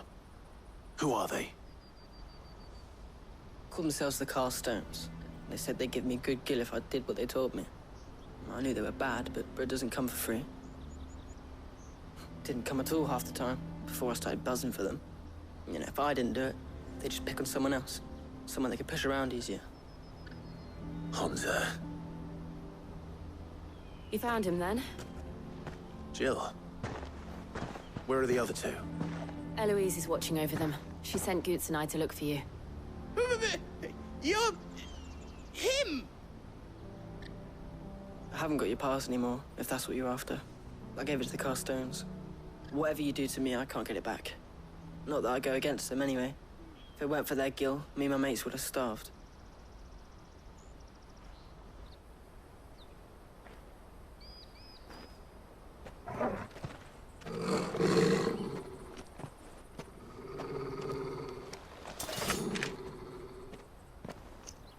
Cowards. You will not force another child to do your bidding. Wait, we're not... Don't hurt him.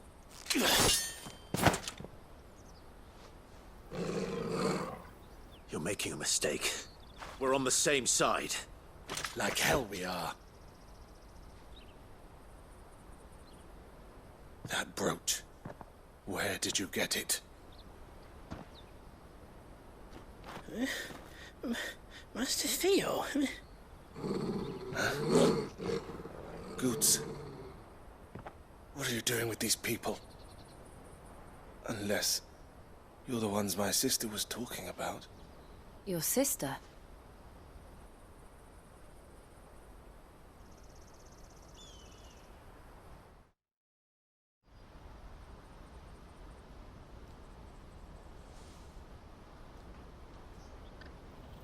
Eloise didn't tell us she had a brother.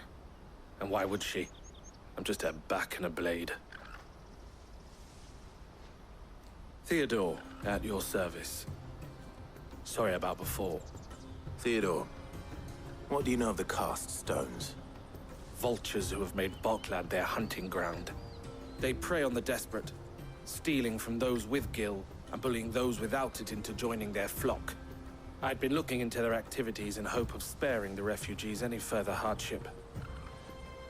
But it seems they've already stooped even lower than I'd feared. Hans is a good lad.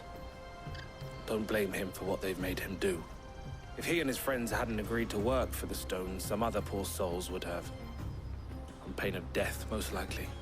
Clive, was it? And my sisters asked you to help put an end to the pickpocketing. Then we all want the same thing.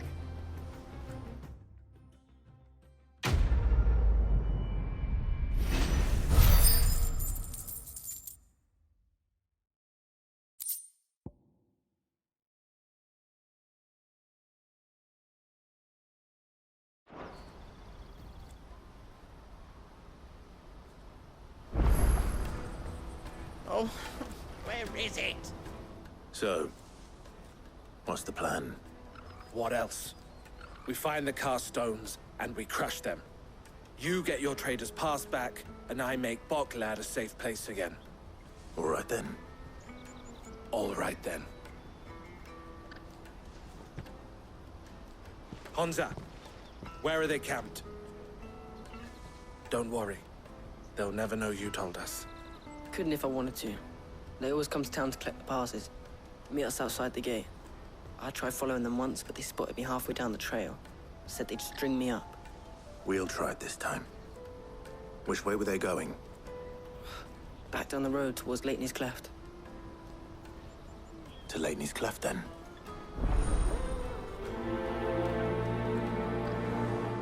Leighton's Cleft is to the south, past the camp.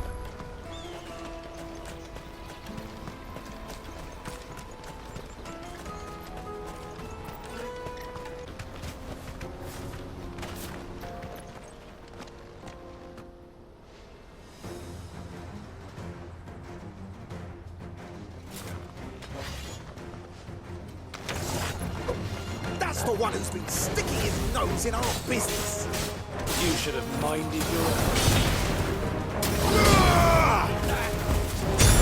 Ready, girl?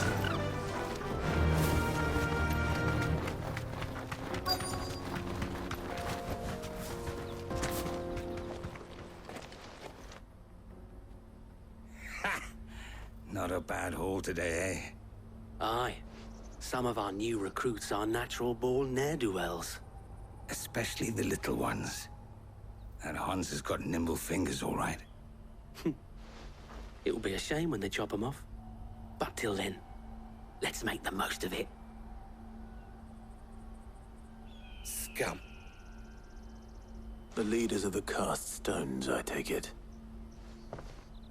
They don't deserve any mercy, Clive. I wasn't planning on showing them any. We're ready when you are, Theodore. Oh, I'm ready.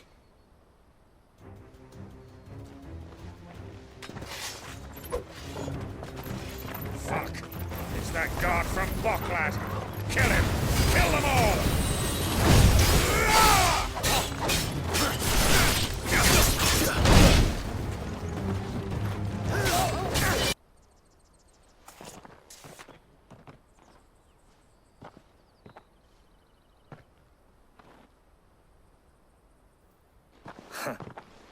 And they say crime doesn't pay. Gold chains, rings, purses. And traders' passes. Dozens of them. Have the names been changed? Not yet. I recognize some of them. No doubt Goots's is somewhere among them. Now I just need to sort through it all and return everything to the people it was taken from. We should go and give Eloise the good news. Can we leave things here in your hands, Theodore? Of course. Oh, and, be sure to tell her of the part I played, won't you? We'll be glad to.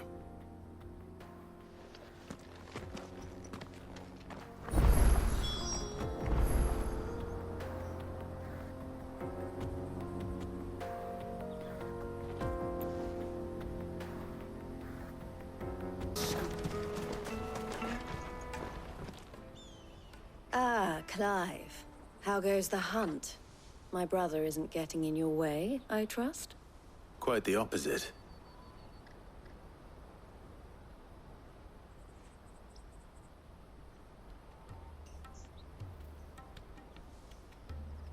So it was the cast stones who were behind it all.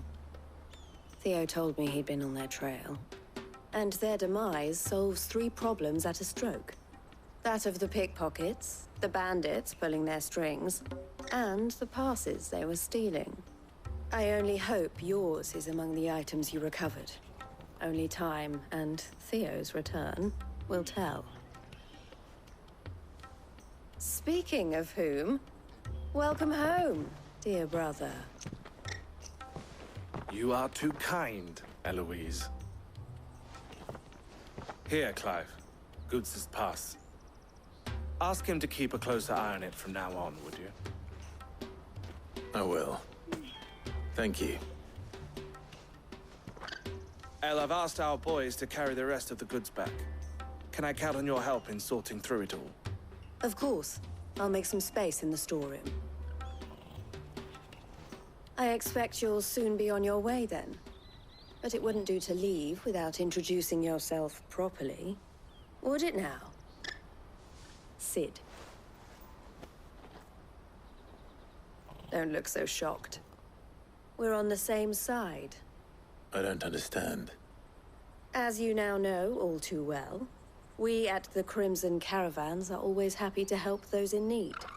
For a small fee, we will move anything that needs moving. Be that goods to market, or bearers away from it. I was the first my sister helped escape. If it wasn't for her, I'd have been branded as a boy. I had no idea. It just so happens that we are seeking to expand our operation. And who better to join forces with than the leader in the field? Wouldn't you agree, Theo? I would. It seems our purpose is the same in more ways than one. So what would you say to working together again? It would be our pleasure. And our honor.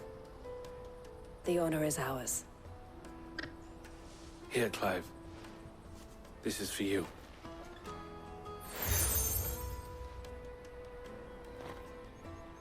What is it? El has friends in high places, while I have associates in, lower ones. That mark is proof that you're a friend to us both.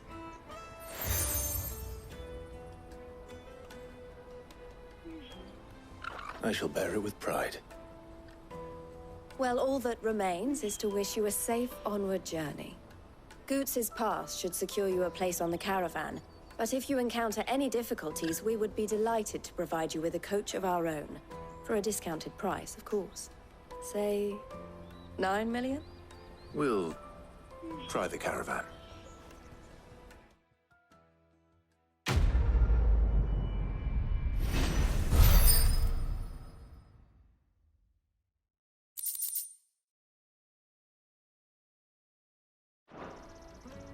Right then. Let's get this back to Goots. And then it's on to the Dominion.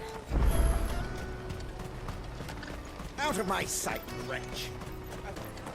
What I really want to be is a blacksmith. Here you are, Goots. Try not to lose it again. Me pass! You found it! Oh, thank you so much. Nan would have killed me if I'd come back without it.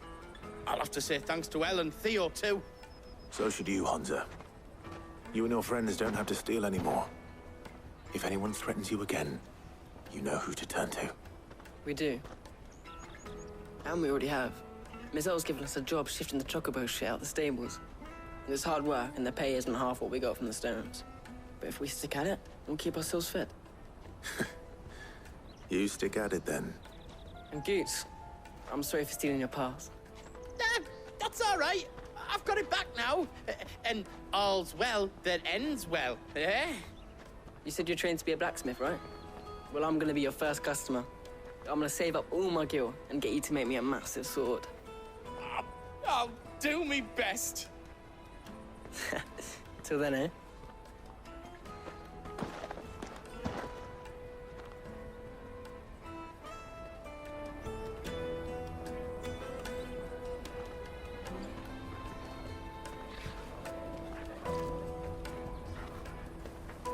All right. We have a place on the wagon.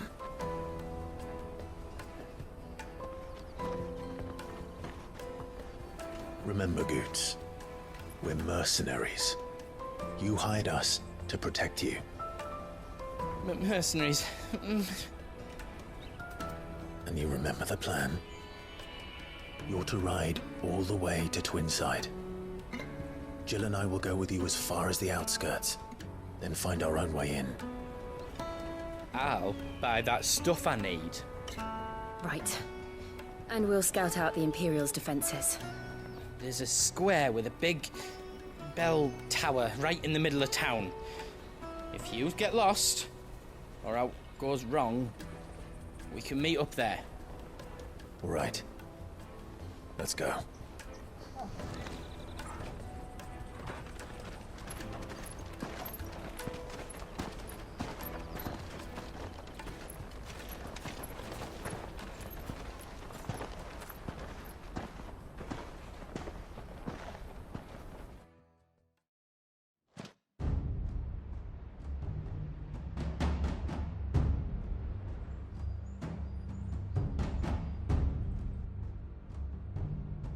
I see. And you're quite certain your father has no knowledge of Ultima? I am. I have no difficulty believing a sinister force has come to exert an influence on Sanbreque. But be that as it may, it is yet to claim my father. For better or worse, his radiance speaks his own mind. Then the Fiend works from the shadows. I confess, when first you told me of this Fiend, I had my doubts. And more than a few at that. A beast that labors to plunge Valisthea into turmoil, all in pursuit of your brother. But that wound is proof enough that evil is afoot. Then I have your answer, Your Highness. You will join me in my fight. I cannot. Not yet. Your Highness, please. As you are aware, the Dhalmekian army is at our gates. They have lost their mother crystal, and with it all hope of a negotiated withdrawal. It is but a matter of time before they invade. If Bahamut is not here to meet them, my people will be slaughtered. Though not by Hugo Kupka, thanks to Ultima's machinations. I know the fate of your people weighs heavy on your conscience, but if we do not put an end to Ultima's plans, they shall face a far darker fate. The chaos he would wreak would sweep all of Valisthea into the abyss. The lives of every man, woman, and child in the Twins are at stake. I believe what you say, Phoenix. But I have duties of my own, and I must discharge them. Come what may.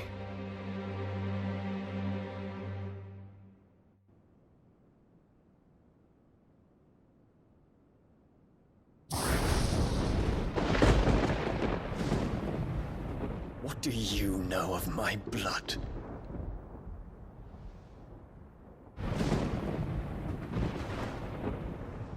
I know that it is wholly unworthy of the highest offices of state, which rightly belong to those of purer breeding. Alas. Your bloodline runs through the Oriflamme gutter, from a whore who weighed her child's worth in gil. Have you threatened my father? Of course not. I merely whispered in his ear that his mongrel son is plotting a rebellion. What? Sylvester listens to the words of his astrologers. And they have ears too. You have been feeding them your lies! Should you remain loyal to Emperor Olivier, his radiance may yet crown your head with laurel, and not with tar. Fork-tongued witch!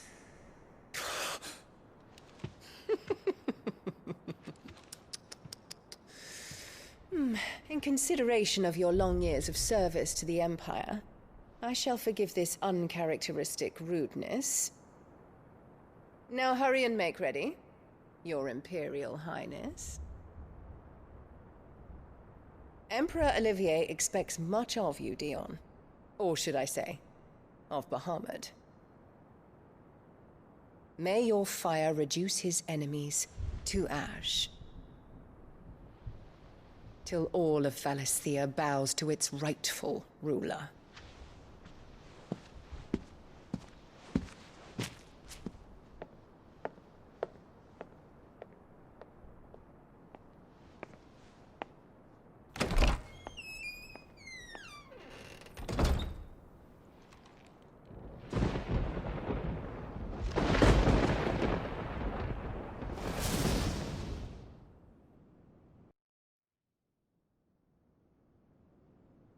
There is another darkness that has taken hold of Sanbreque. And until its grip is released, the flames of war shall spread ever wider, just as Ultima wishes. Forgive me. My family has caused you much grief. You are not her keeper, Phoenix. This is a matter for the Imperial household now, and as a member of that household, it falls to me to resolve it. At such time as that is done, what strength I have shall be yours.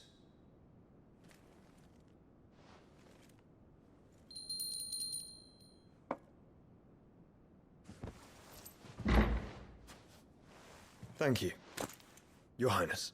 Let us take to the skies together, and bring a new dawn to Valisthea. I should like nothing more.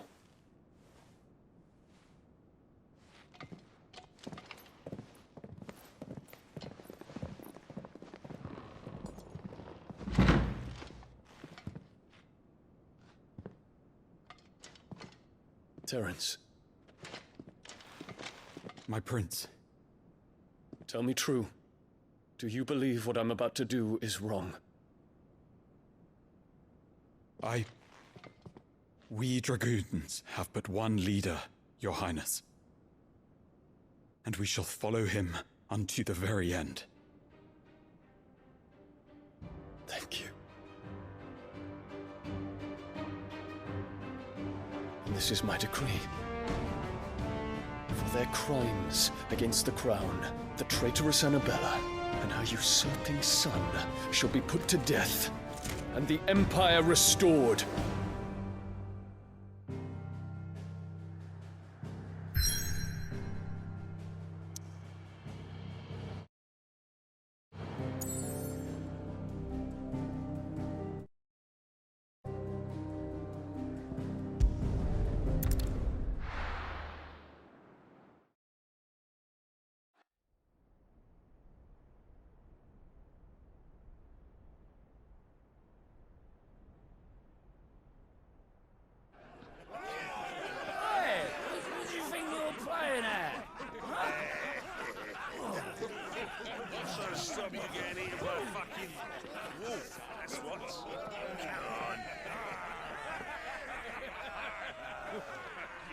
One would never guess that these people stood on the brink of war.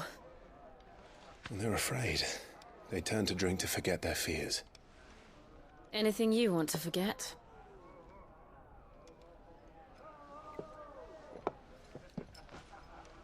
The harbor is empty, and half the market stalls too.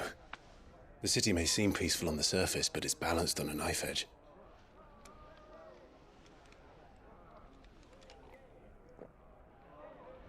Were we to give it a nudge, it might be just the distraction we need to reach the Mother Crystal. I thought you might say that. We should send for Gav. We'll need someone to keep the fires we start from going out. And we can busy ourselves scheming until he gets here. I'll send a Stolas then.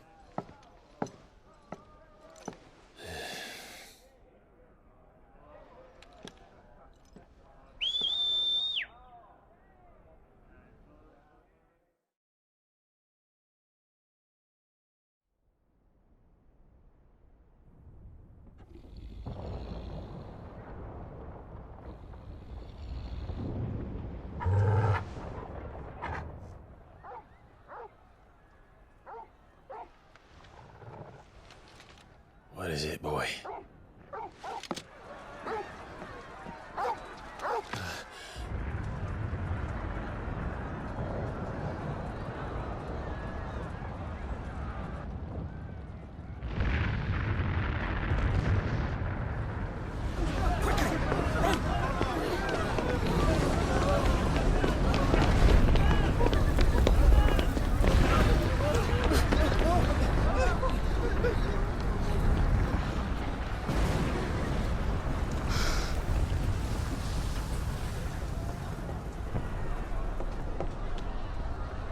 What's happening?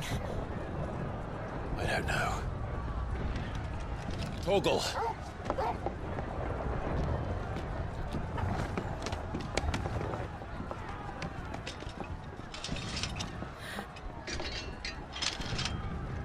This way.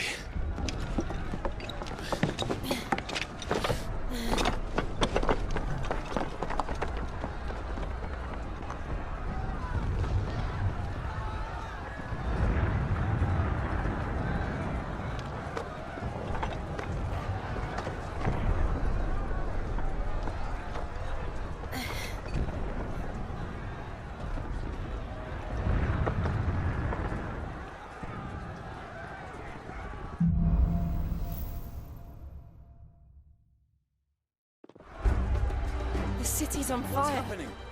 I'm sure Goots is fine. He'll be making for the square. The one with the bell tower. In the middle of town, right?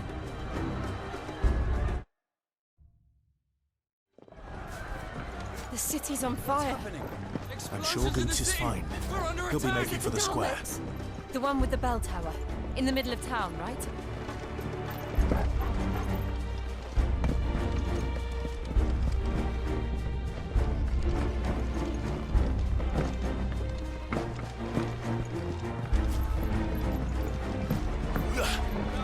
Watchman or sentry is to be slain on sight. Spare the citizenry. His Highness's orders were clear. The people are to... Those were Imperial Dragoons.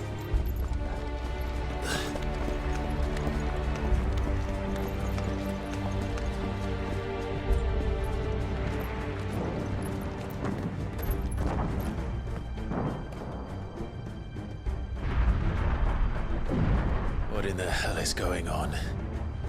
Let's go and see. Right.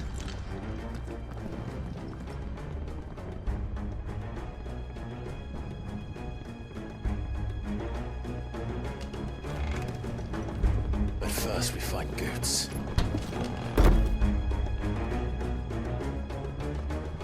I just hope he's all right. You there!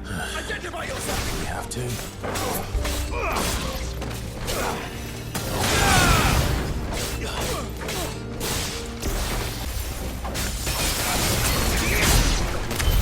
There's no doubt about it. They're Dragoons. What is this then? A civil war?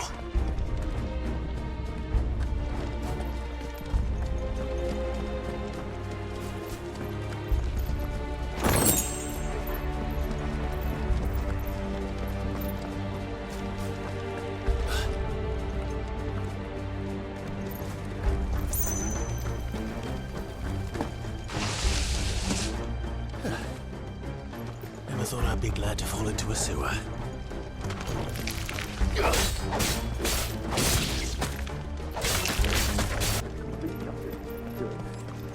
Then all that remains is to dethrone the Pretender. There it is. The bell tower. Right. Let's go.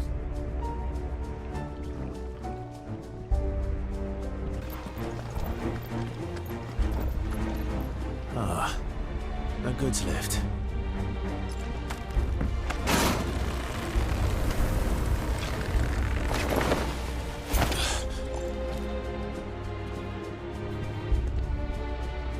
Where in Gregor's name did you come from?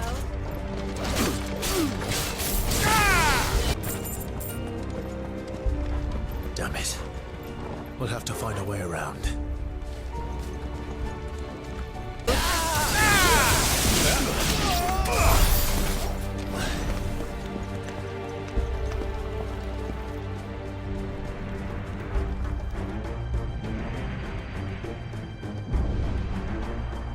Hold on, kids. We're coming.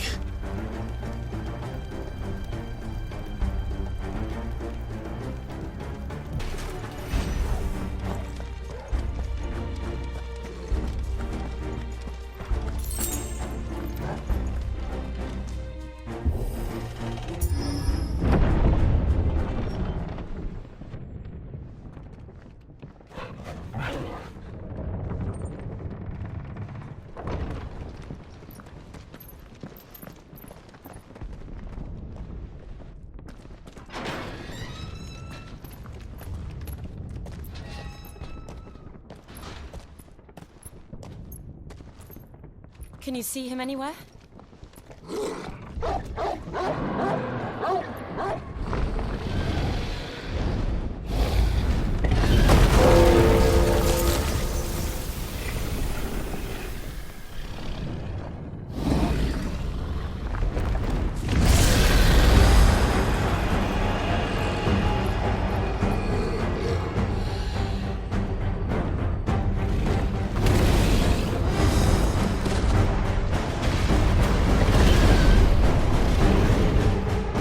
Must be one of the Dragoon's pets.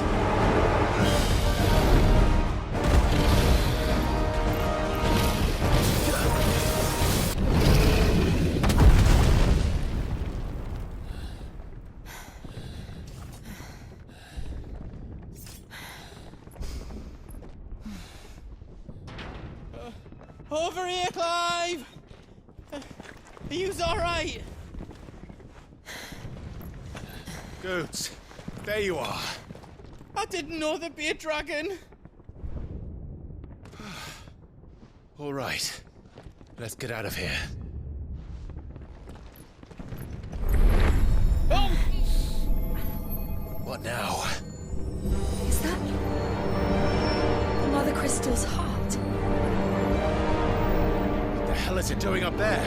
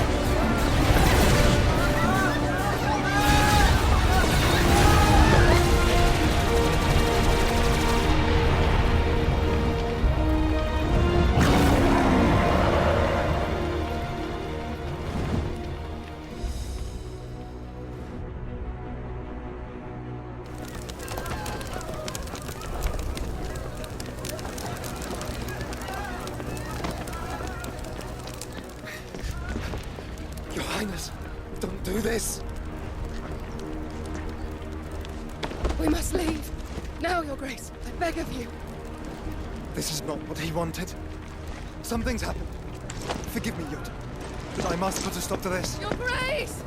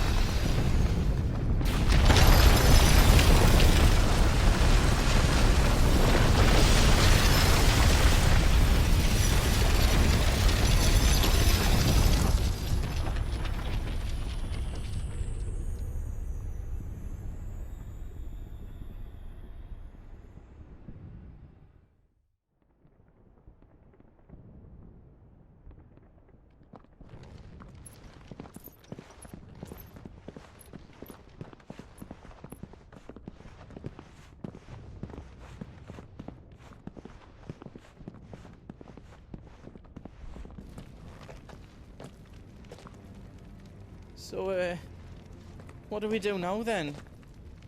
We destroy the heart. But he might come back!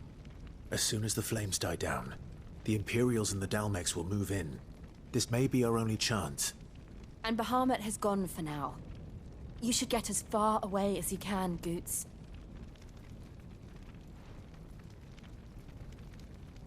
What? And leave you lot in the lurch? I can't do that. If you're staying, then so am I. I packed everything up before I made a run for it, so if there's out yous need, just ask. But I won't be giving it away for free. Nana'd never forgive us if I did. Thank you, Goots.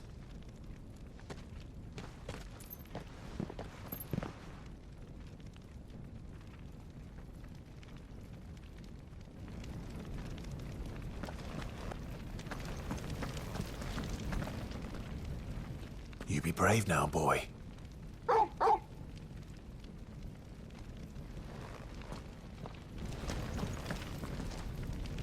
Drake's tail is right there, Clive.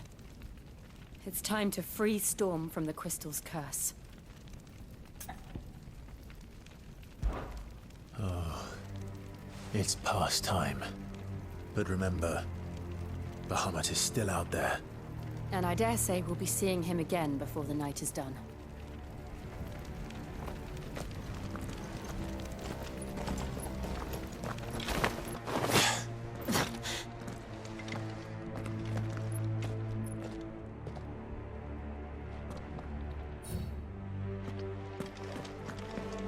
No more roads. We'll have to find our own path. Do you feel that, Clive? Ether. Just what we need. Another flood. It's already turned them. And there's no reason to hold back.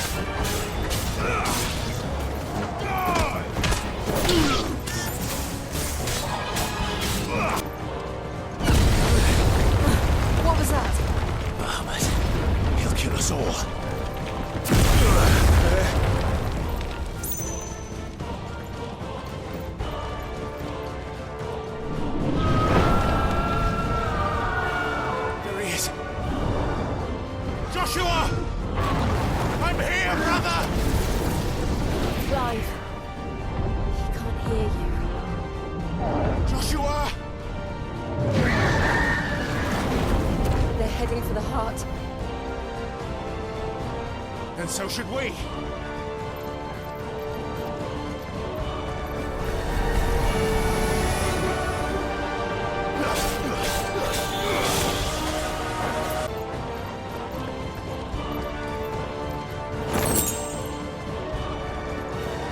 Are those the council chambers? How are they still standing? I don't know.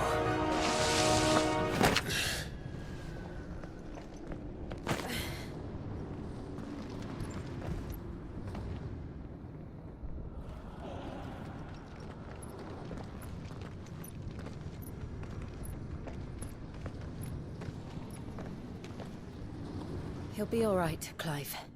He's a survivor. We're getting close.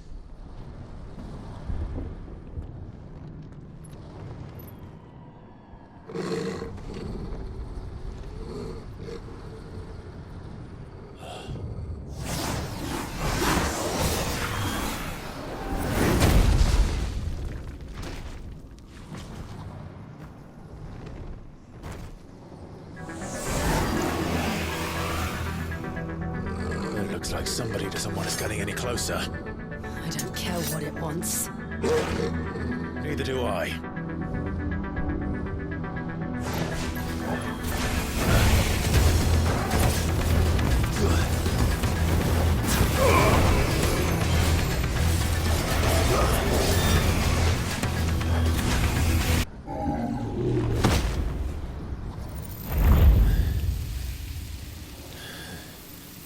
These beasts, they're getting stronger. We can think about them later. Right now, there's only one thing we need to focus on. The heart.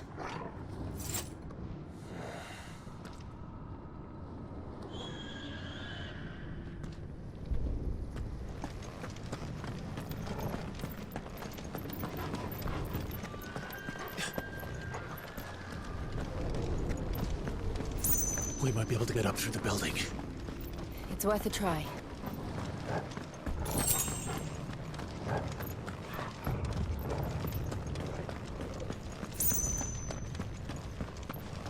Quiet. There's someone up there. Is someone there? Mother. It's you. What happened here? He tried to take him from me. Oh, my boy. My darling boy. Is this the child you made with the Emperor? Why, Mother? Why did you betray us all? You have no right.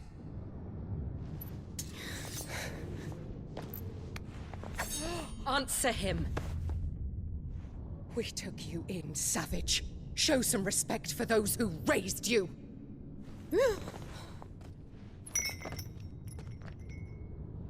Honorable Elwyn, always thinking of his precious homeland. But what worth is a homeland in a world beset by the Blight? Father did not seek to protect his country. He sought to protect his people. A leader's duty is not to protect his people. It is to protect the source of his sovereignty. The noble blood that runs in his family's veins. So long as this bloodline remains unbroken, what does it matter if a nation falls? One can always found another. Unlike him, I did my duty. I preserved my line. I bore a son of the noblest blood, to whom the whole world might kneel. That is why I gave Rosaria to Sambrek, that I might join my line with the Lesages and birth a savior of this benighted land, blessed by both Bahamut and the Phoenix! You sold your country for a child. Why did he need another? You had Joshua. I had nothing.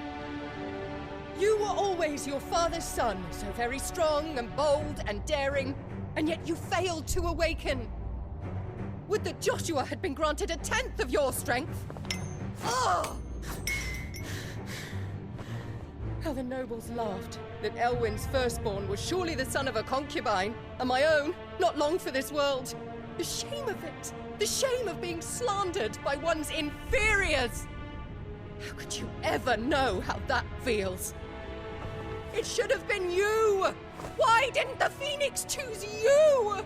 Joshua's every waking moment was spent trying to shoulder the burden that you and the Phoenix and the Duchy foisted on him. That's why I became his shield. To help bear the weight. But what did you do? You betrayed your own blood and surrendered your son to his fate! Joshua, my darling boy. I never meant to hurt him. The soldiers' orders were clear. He was to be spared. Why did you survive when the only one I truly cared for died? What Have you not looked out of the window? Joshua is here! The Phoenix lives on! He's battling Bahamut as we speak!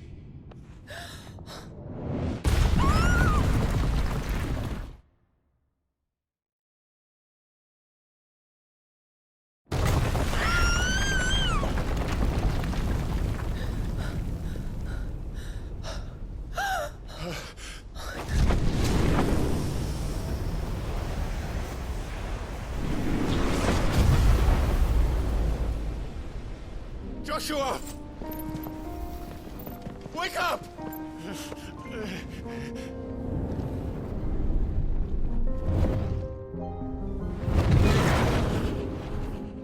I am a shield of Rosaria.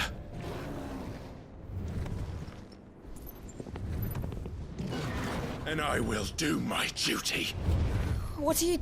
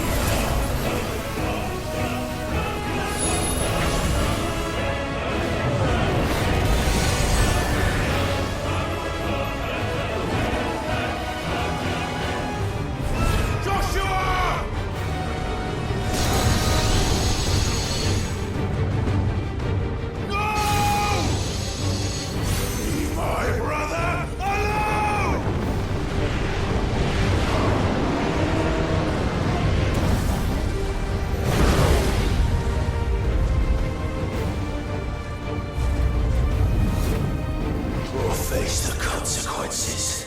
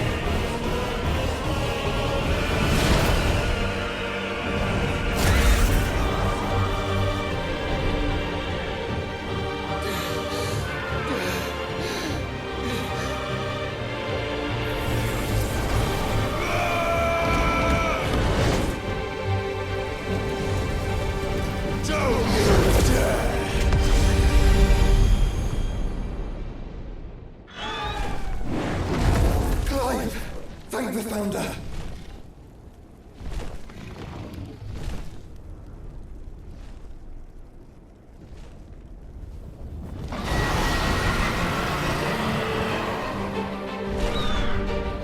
It's now or never, Joshua.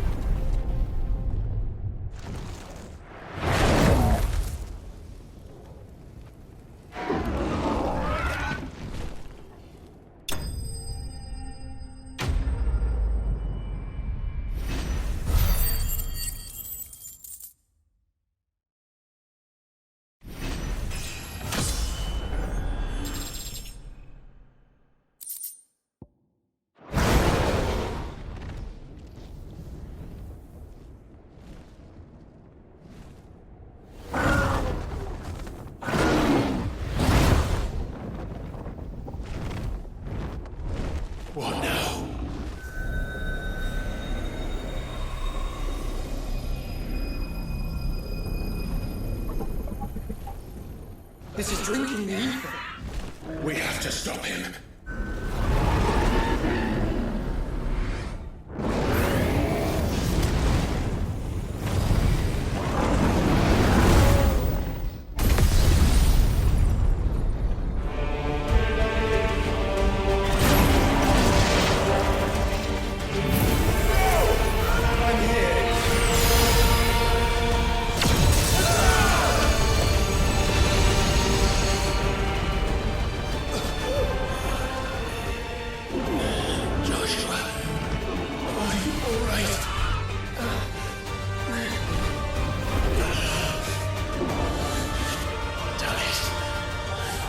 Stronger than this. Come on, Ifrit.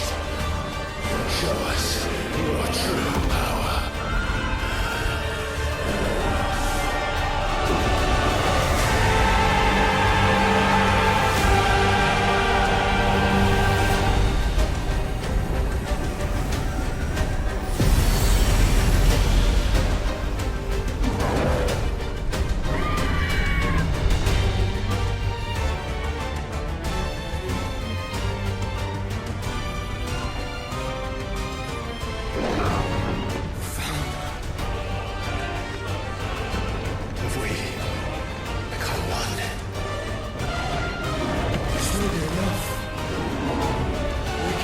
Clive. We can. We will. Together.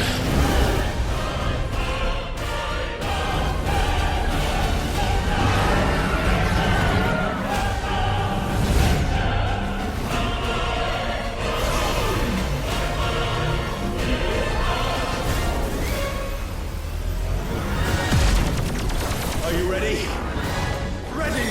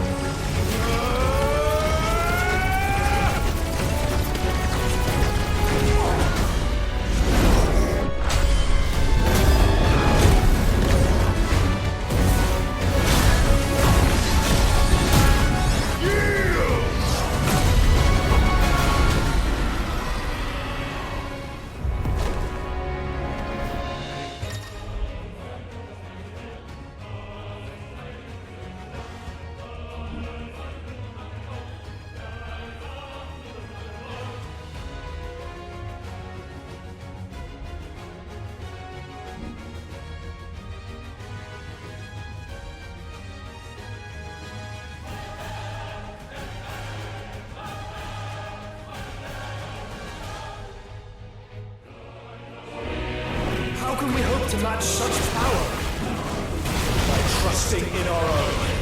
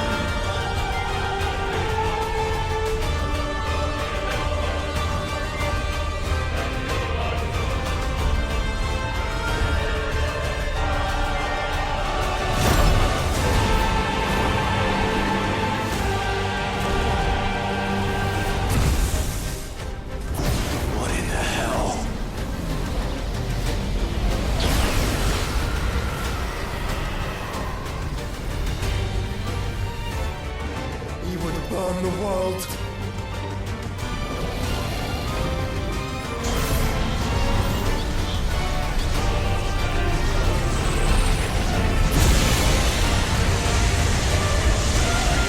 Not today.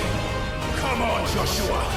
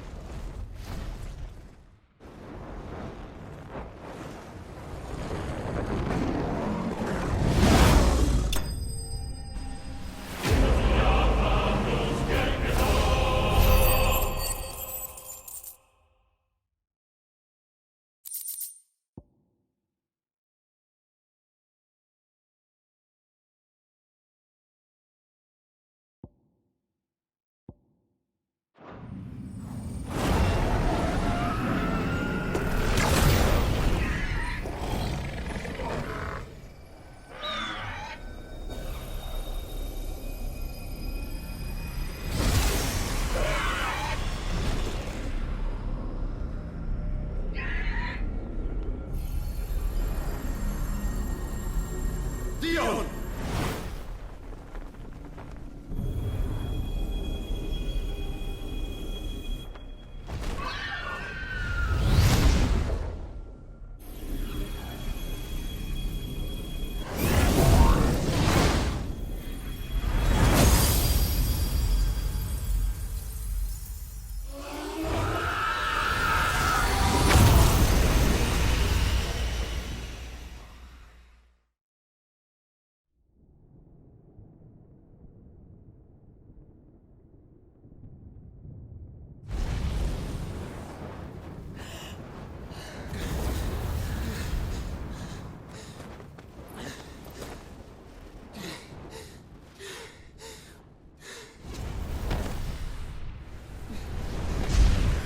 Joshua!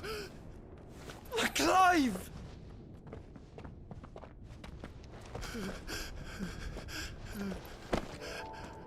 My brother. I'm sorry. I'm so sorry. You're alive. We both are. Nothing else matters.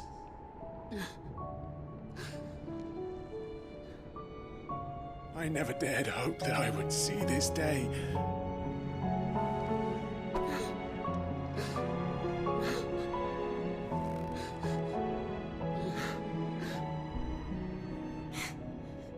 Reunited at last.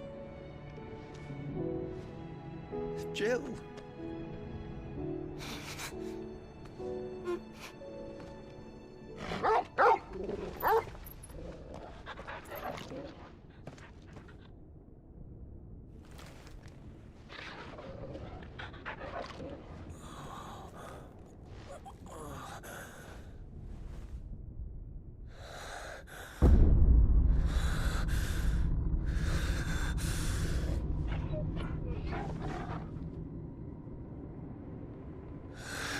This is for my father!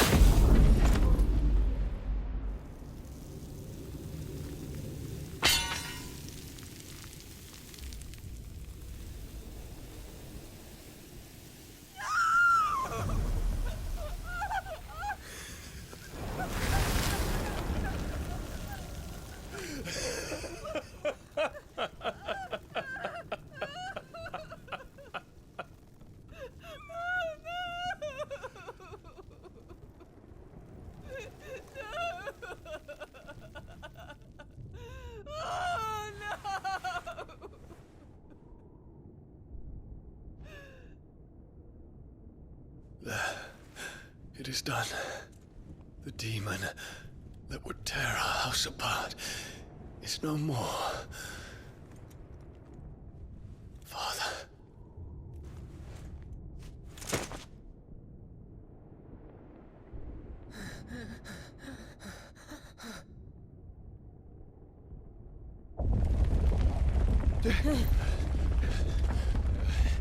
The Mother Crystal. It's collapsing. Right. We need to leave.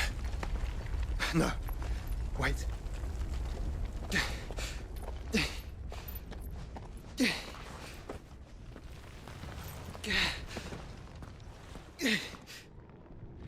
I owe him a debt. Fine.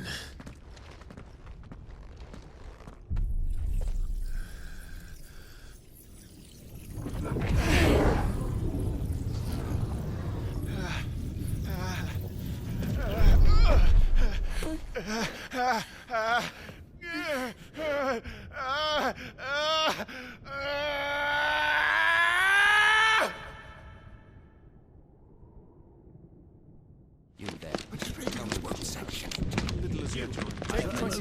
Don't reinforce the will be found. Situation. Report, Captain. Can nothing be done to call them off? I regret not, Your Radiance. The Dragoons answer to none but His Imperial Highness. The Council is powerless to intervene. We're hearing reports of rebel Madness is this, Dion. throughout the neighboring districts. Focus all efforts on extinguishing the fires around the capital. The city can wait. Don't dally, man. Go! Your Radiance. And I want you to find out if the Down makes a move. By the light! Dion, have you taken leave of your senses? Call off the Dragoons at once! Fear not. The populace will come to no harm at their hands.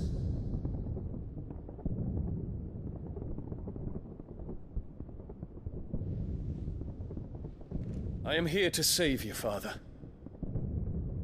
Save me? A creeping darkness hides in the heart of Sanbreque. It stems from your wife, the traitorous Annabella.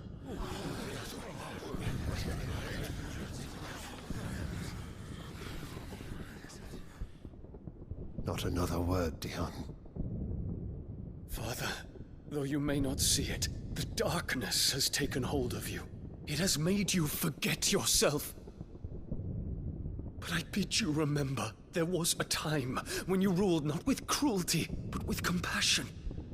Why now do you turn your back on your people? Why now do you seek to stoke the fires of war? You too have borne witness to this change, Your Eminences. And you know, as well as I, who is responsible for it.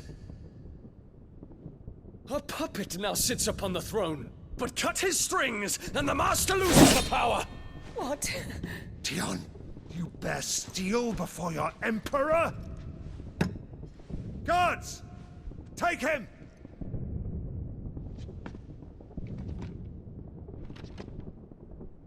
For every citizen who falls, another can be bred. For every home that burns, another can be built. Those were your words.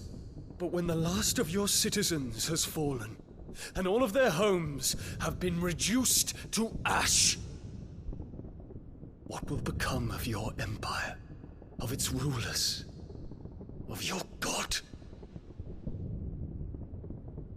As the Mother Crystals crumble one by one, and the Blight sweeps in to claim all that we hold dear, our people look to their Emperor for protection. Yet he labors not to secure their futures, but to seize what is left of the twins for himself! Even if it should come at the cost of everything his loyal citizens have labored to build! Dion, you must understand. A small price to pay, is it not? You've been blessed with great power, Dion. Enough to win me the world.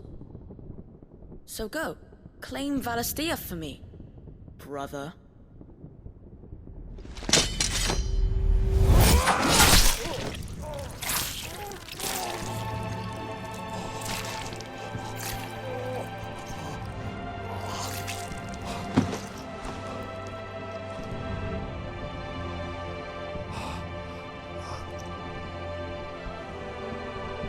Dion.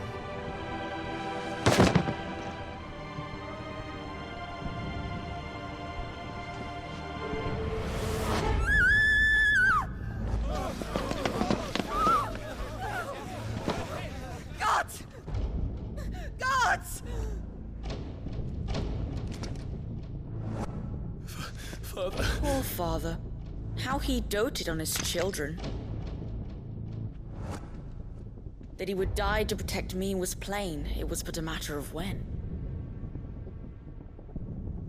You planned this?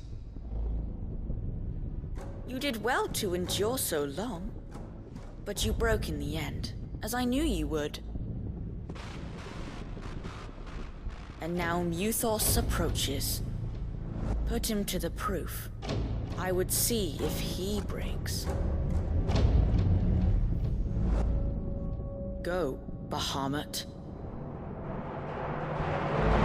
Kinslayer.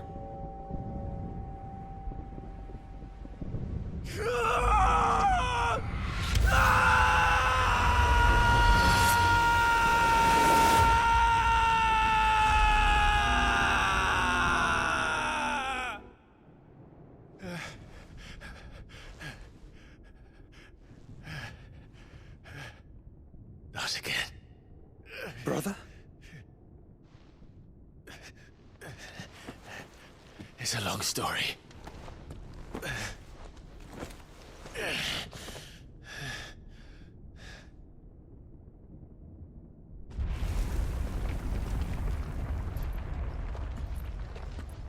You cannot stay here, Mother. Come. Take my hand.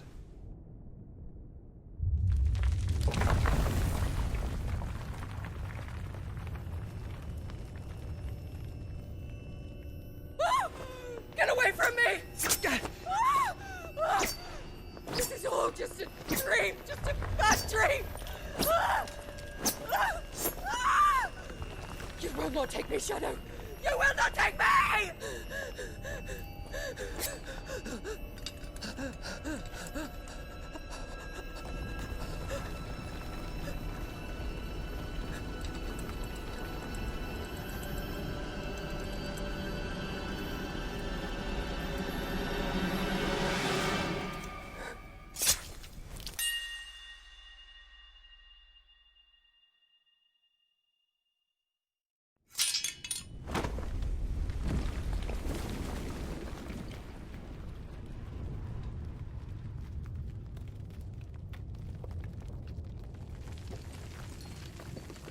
Mother.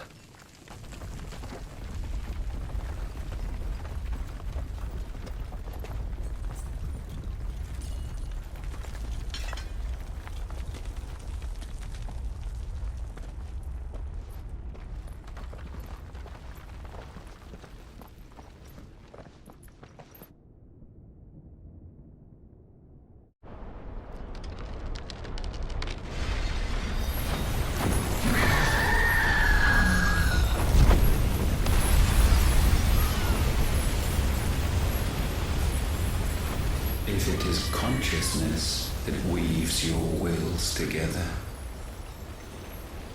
consciousness that blurs the boundary between your own will and that of others, then we shall set you apart once more. The ties that bind you shall be severed, and humanity return to its proper place.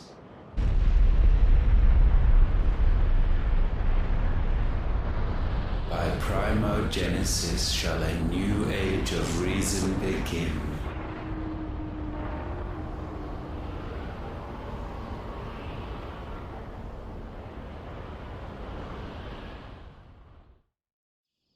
Relax, Your Majesty.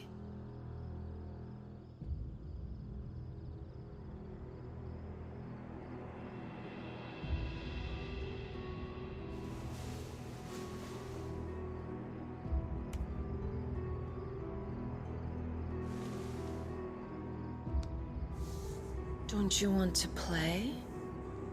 It's been a long time. If that is your wish.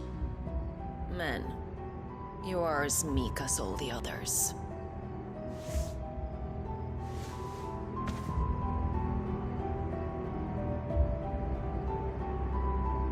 Such feeble creatures.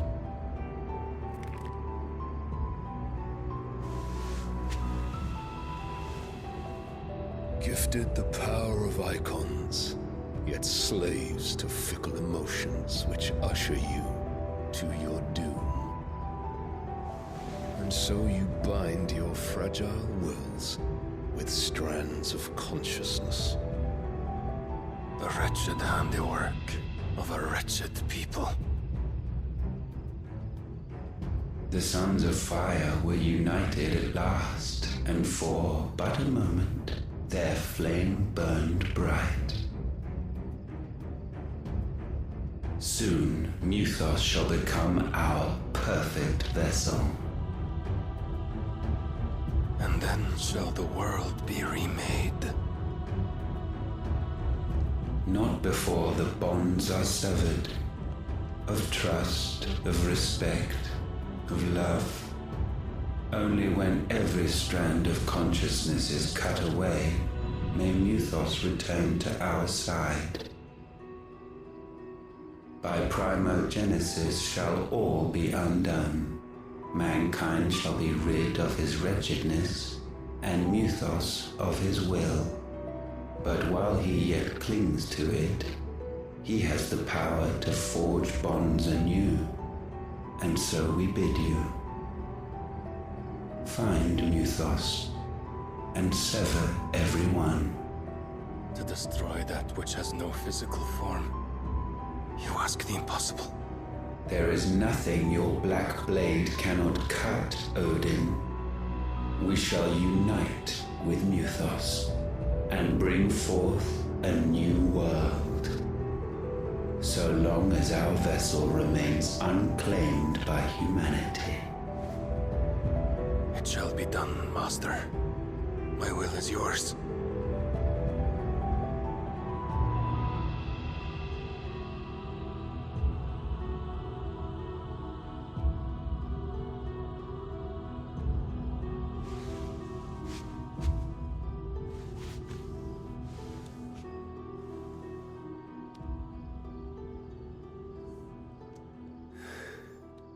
Mother.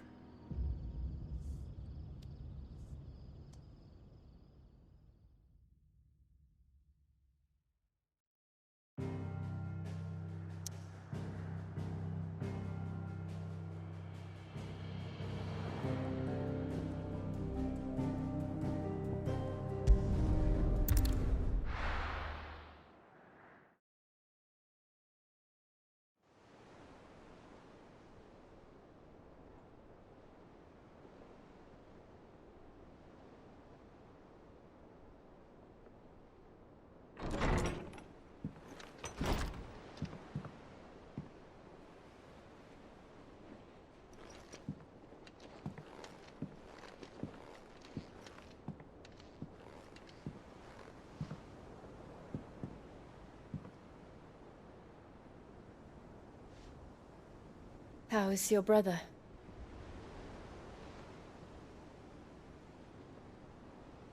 Asleep since I returned from the Dominion. Taya says he should be back on his feet soon enough. For a while, at least. She discovered something on his chest. A swelling, circled in stone. The curse.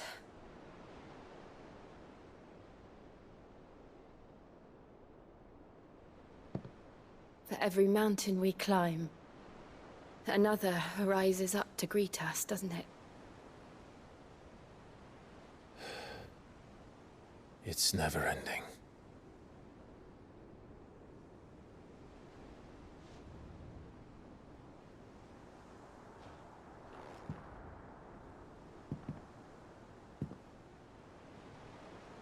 Even the sky seems to have grown tired of it all.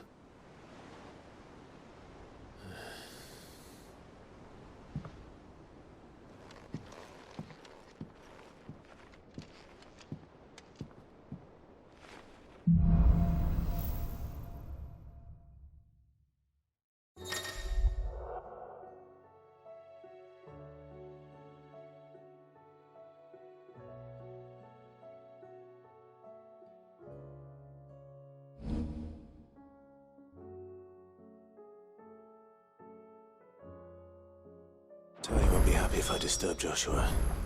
While he rests, I might as well see what Otto has to say.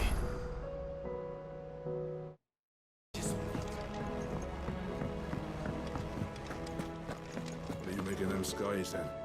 Otto, how fares the realm? The realm? Oh, she's just fine. As long as you look past the fat storms out mother crystals and her skies are a roiling cesspit. And Gav? He's with your uncle in the Free Cities, helping Mid with her project. Sent an owl their way the moment the winds turned foul. Still waiting on a reply, though. Do you have any good news? Well, that depends on your definition of good. All right, fine. What do you suggest we do? Oh, no, I'm just a messenger. I leave the scheming to those more suited to the task. Could be that Lady Vivian and Old Tomes have their own thoughts on the current state of things. Could be that they don't. It certainly can't hurt to ask. I suppose not.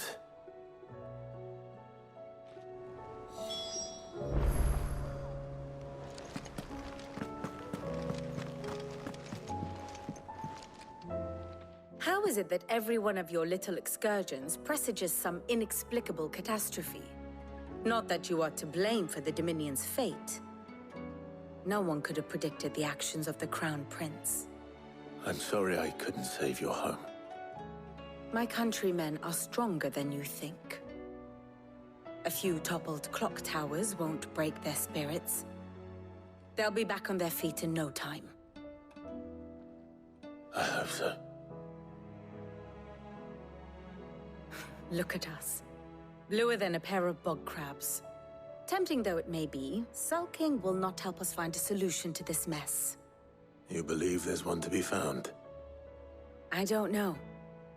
But I am certain we're more likely to find it if we first examine the facts.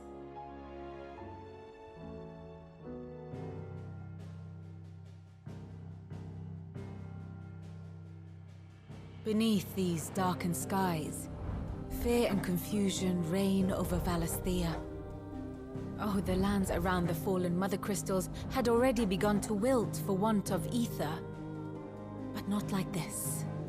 Crystals that filled wells and fueled furnaces, now nothing but pretty shards of rock. And those that hang from the people's necks cast nary a glimmer of light to keep the dark at bay. It is only a matter of time before the common folk convince themselves that the end of days is upon us. Yet I fear a swift end is more than we can hope for. While most of the world thirsts for ether, the remainder drowns in it, spawning Akashic in droves.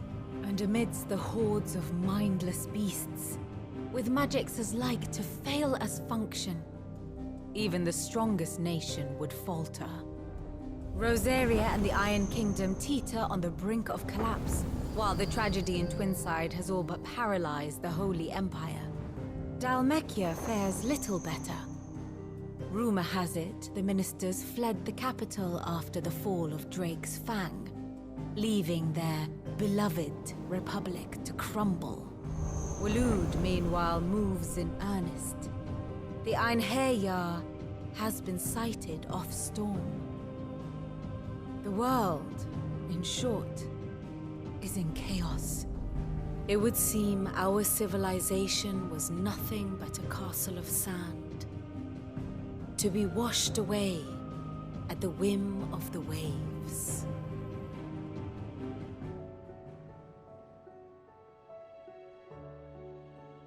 A castle of sand. Not my best flourish, but it seemed fitting. The reports I've received are considerably more blunt in their appraisal. Without the protection of their nations, it will fall to the people to defend themselves against those who would take what is theirs. Which is only ever going to end one way. Defending a farmhouse against a band of chocobo thieves is one thing, but pitchforks and palisades will do little to stall an army's advance. Should the King of Waloed deign to invade, there would be none to stop him. None but us.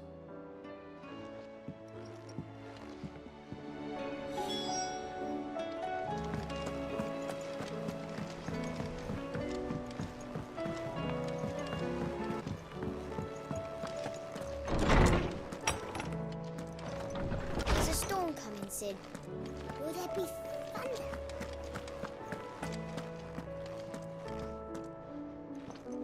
Let me guess.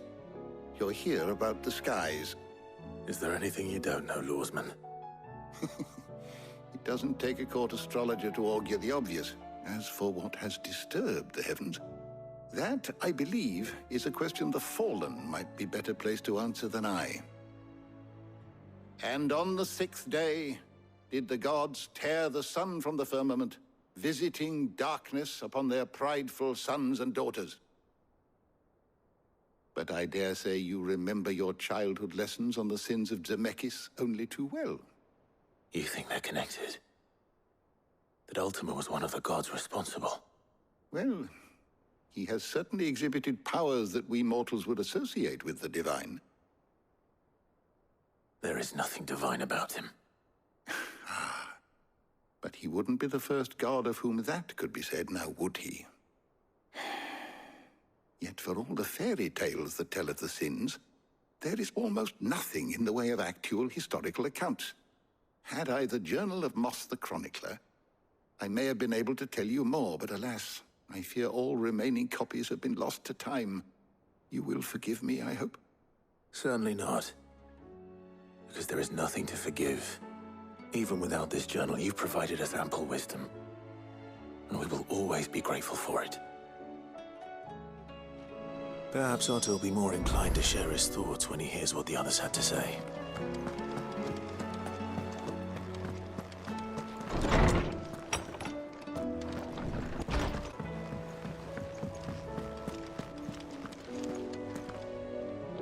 Clive, we have a problem. Only one. That would be a first. It would. Actually, there are 3. We had as many owls arrive while you were at the shelves. Martha's got a Akashic out her gates, and talk of monsters roaming the hills outside of Northreach has put the wind up Isabel and her lot. And don't forget Dalimil. Lubor says the village was raided by bandits. When it rains... It fucking pours. The curse breakers are spread thin, taking stock of the damage in the Dominion. And even if I could get word to all of them, I doubt they'd get here in time to make any real difference. Which means... there's only 2 people who can. Jill and I. Let them know we're on our way.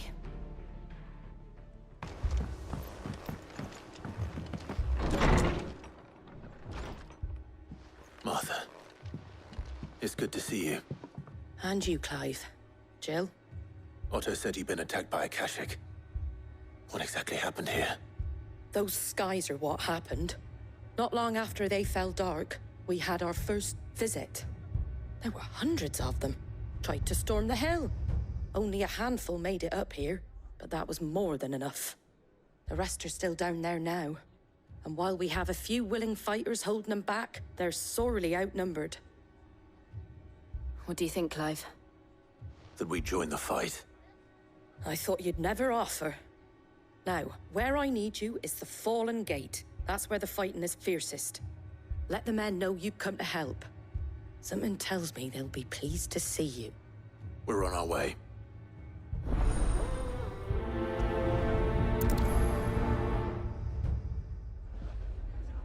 Do you think there were as many as Martha says? More.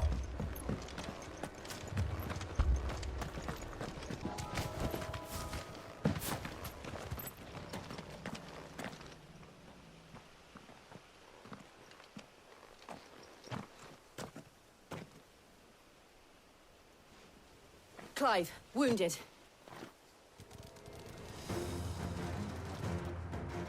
We deal with the Akashic first.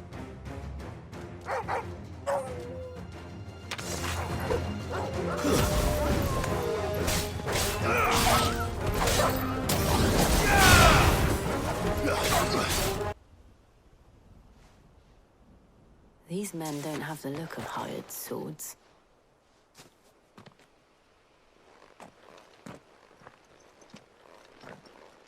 If you've come to rob this place... You are mistaken, my Lord Rosfield. We're here by Madame Martha's leave. How do you know my name? Forgive me, my lord. There wasn't time for introductions. We're with the Guardians of the Flame. Wade's men? But how did you come to be here? Where is your commander? Sir Wade left earlier with a scouting party to find out where the Akashic were coming from. Did he? Take your wounded back to the inn. Martha will see you're looked after. We'll join you anon.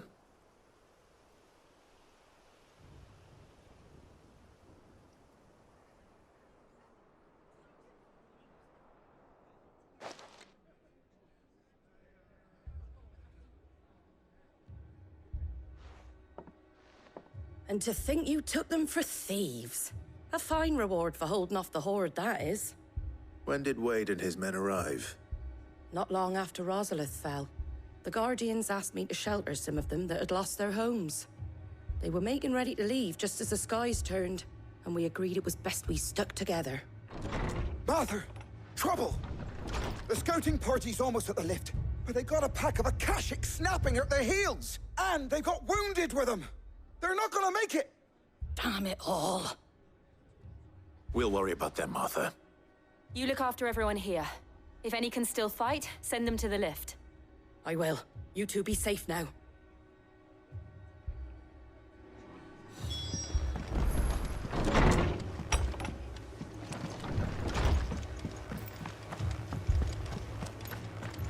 My brothers. Mad dogs.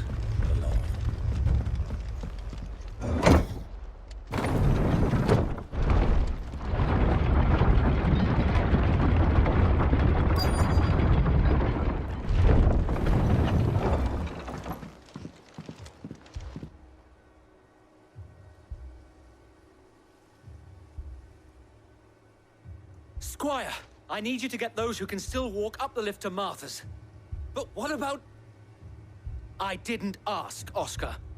Sir. Sir Wade. Lord Rosfield. If you aren't a sight for sore eyes. Martha seemed to think you might need some help. And by the looks of it... We thought we could sneak by them. But we didn't know there would be so many. How could we have? Behind you!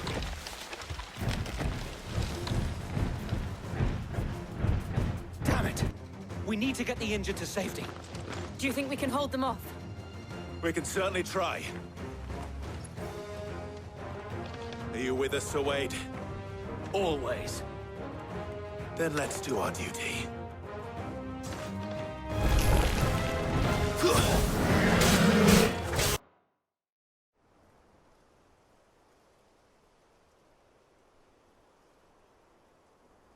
Is anyone hurt? I don't think so. And yet again, you've pulled me from the flames. It's just a pity I keep walking into them. You've never been one to shy away from danger, Sir Wade. Like any shield worthy of the name. I see you're all in one piece. Martha! Is something wrong? The lookout saw smoke coming from down Eastpool way. Too thick to be a hearth. A second horde. Feel like finishing the job. Always. Jill and I will make for Eastpool. You'll need to move the injured without us. Don't you worry about them. The moment my men are safe, I'll follow. Good luck.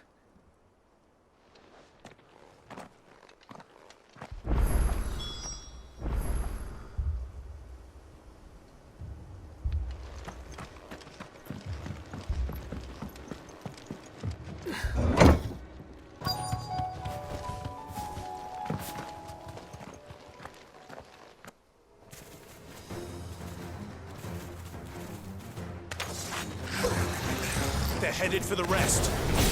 We have to slow them down. Martha and the others won't be ready. Something's coming. Apologies, my lord. Did I miss anything? Only the first round, Sir Wade. Shall we? Glad you're here. Do you see any more? No. I think that was the last of them. But it won't be long before the next lot arrive. Then we make for Martha's while we can.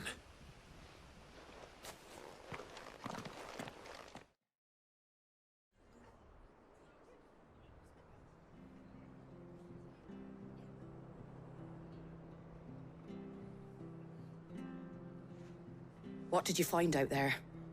The same as Sir Wade. Scores of Akashic.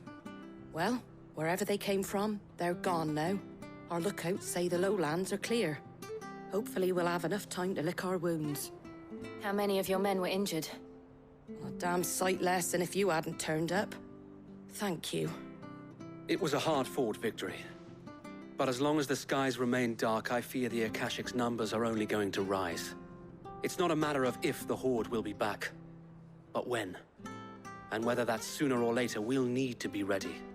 The inn here affords a good view of the land, and is easily defendable.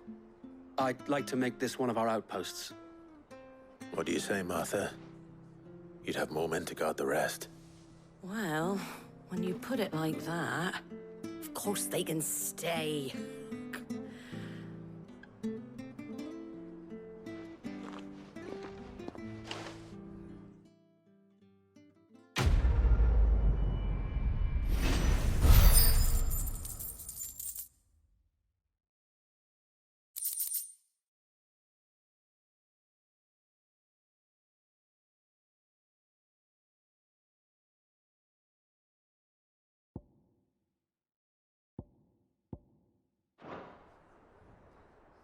My lord, there's someone I'd like you to meet. Oscar, over here.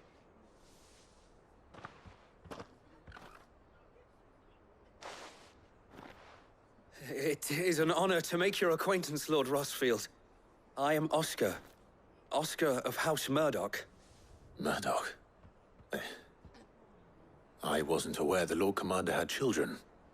Oh, he didn't. But his brother, my father, did. I am Sir Rodney's nephew. Well, go on, then. It's not for me to ask him. Yes, Sir Wade.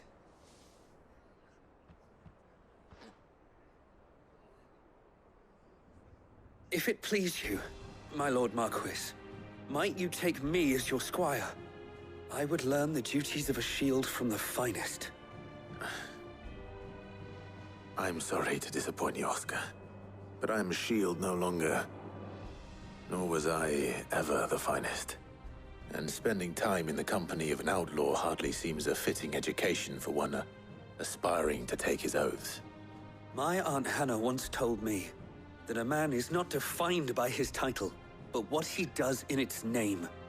You have accomplished much since taking on the mantle of Cid, winning no little honor in so doing. And I would sooner serve under an honorable outlaw than an unworthy shield. Not that Sir Wade and the other Guardians are... I mean to say that, they're... It's all right. We know what you mean. There is only so much the boy can learn from me, my lord.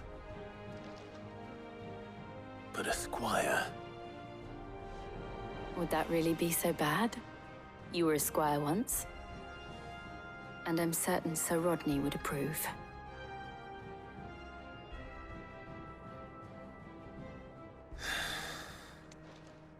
Know that I'll show you as much leniency as your uncle showed me. I would not have it any other way.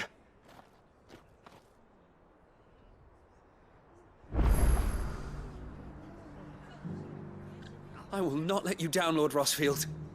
You, or my uncle. We shall be staying here for the time being, and not just for the ale. I'll have one of my men escort Oscar to Benimir once he's set.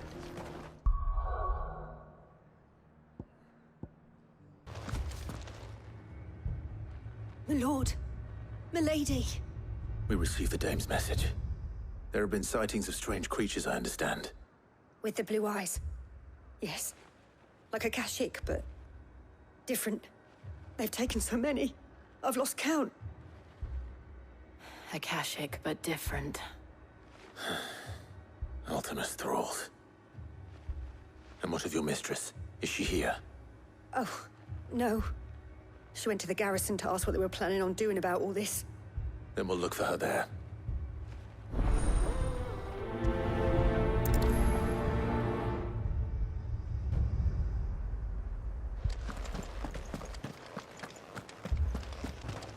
Sam, please! Half the garrison's been slaughtered by those things. We lost the captain this very morning. We've tried requesting reinforcements, but there's been no word from the capital or the Dominion in days! What more would you have us do?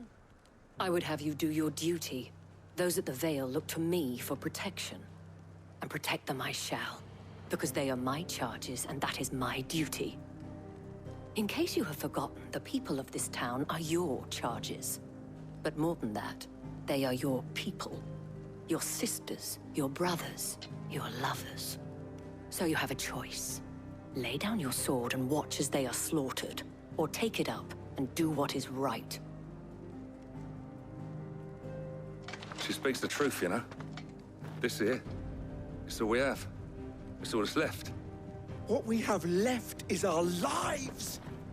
Do you really want us to lose them as well? Not if we don't have to. Look, there's a cask under the captain's bunk. Let's talk about this over a drink, eh? I'm listening.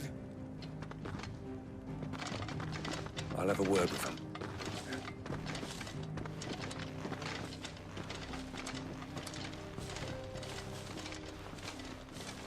Ah, Clive. I didn't expect help to arrive so quickly. And sought to take matters into my own hands.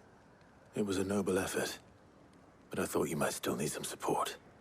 I'd like you to consider my needs.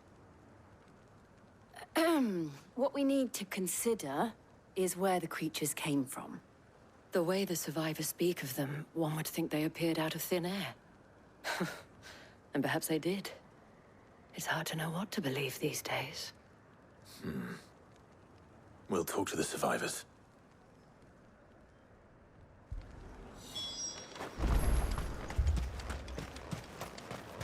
That thing? Did you see the creatures that attacked you? Creatures? Yeah, they came out of nowhere. They went for Joseph first, then me, and then they were just gone. Do you remember where you were? On the road from Oriflamme. We just passed Moor when... Where's my Joseph? It's all right. Just rest now.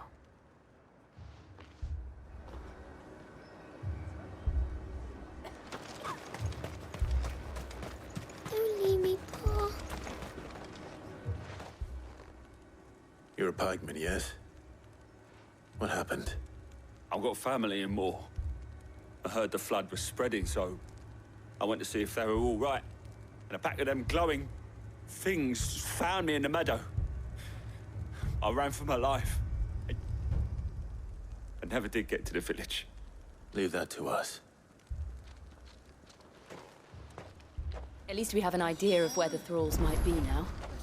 We should head for more. It's all right.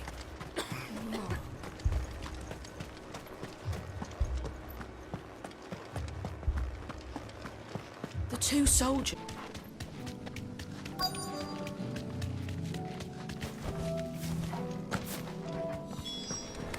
Clive, look! I see them. With me!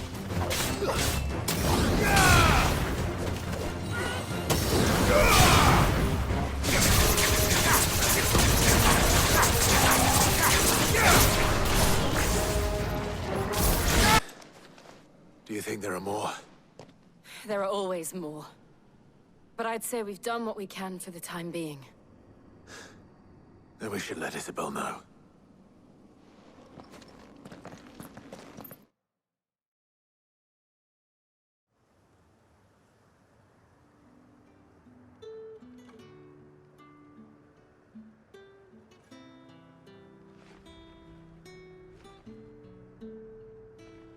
You have the town's thanks. Don't thank us yet. There will be more. Many more. And you'll need to be ready for them. Oh, we shall. Isn't that right, Captain? Yes, milady.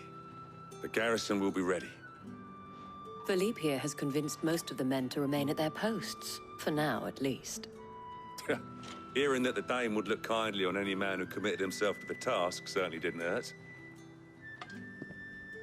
It's not the most selfless of motives, I'll admit. But whatever it takes, eh? Now me, I never needed convincing. I became a soldier to protect the people I love. And the people I love include the ones standing before me. Handsome and chivalrous. Now, if you don't mind, I have sentries to post. Milady.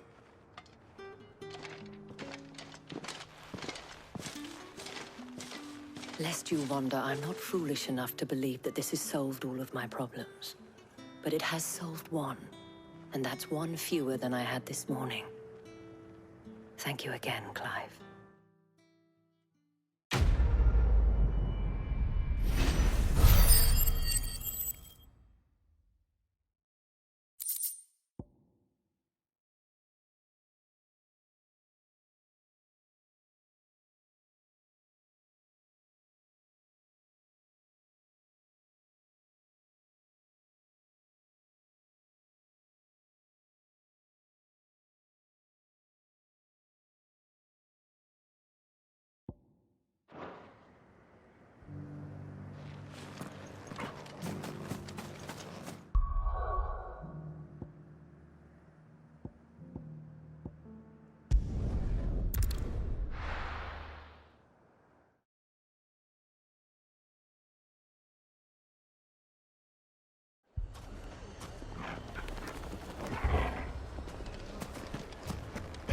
Fucking thieving bastards! Sid! Oh, your new companion appears much more formidable than your uncle. Should I be worried? You haven't been introduced. Jill, Clive has told me much about you. All lies, I'm sure. Your Stolas said that Dalamil has a bandit problem. Indeed. Although, you're a little late. They left with our food and guild days ago. Any idea where they went? The desert's a big place. Your guess is as good as mine. But the fact is, I have more immediate concerns. What did you say to me? What did you say? As if by magic. Let's just say we've yet to reach a consensus about how to solve Dalamil's little problem. And at this rate, it won't be the actions of the bandits which prove to be our undoing. It will be our own. I've tried reasoning with the dissenting parties, but even the Desert Hare has limits. Perhaps we could talk to them. What makes you think they'll listen to us? What makes you think they won't? She makes a fair point, Sid. And you won't have wasted much of your precious time if you fail. They're just across the courtyard.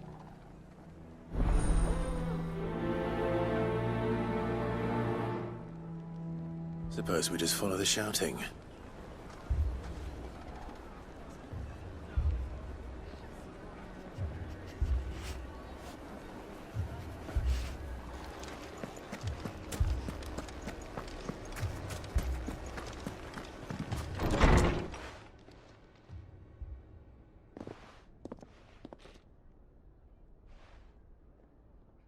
You wouldn't talk like that if it had been your men whose throats were slit. Blood for blood, it's the only way. We hire mercenaries and have them mount the bandits' heads on our walls as a lesson to the rest. And what happens when those mercenaries are slaughtered like your men? Are you going to hire more? We're better off using that coin to buy food and supplies. If we hire mercenaries, the only thing we're buying is the bandits' ire. And you cannot fill empty bellies with that. Do you hear me? But what happens when they come back? Maybe it'll be your throat that's slit. That's enough. Both of you. Any more of this and I'll throw you out myself. Come back when you're ready to talk like adults.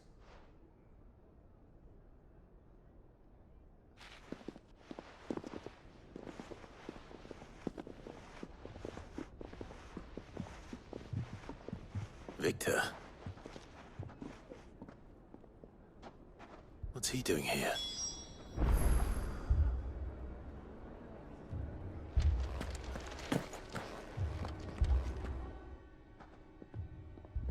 Sid. And Lady Jill.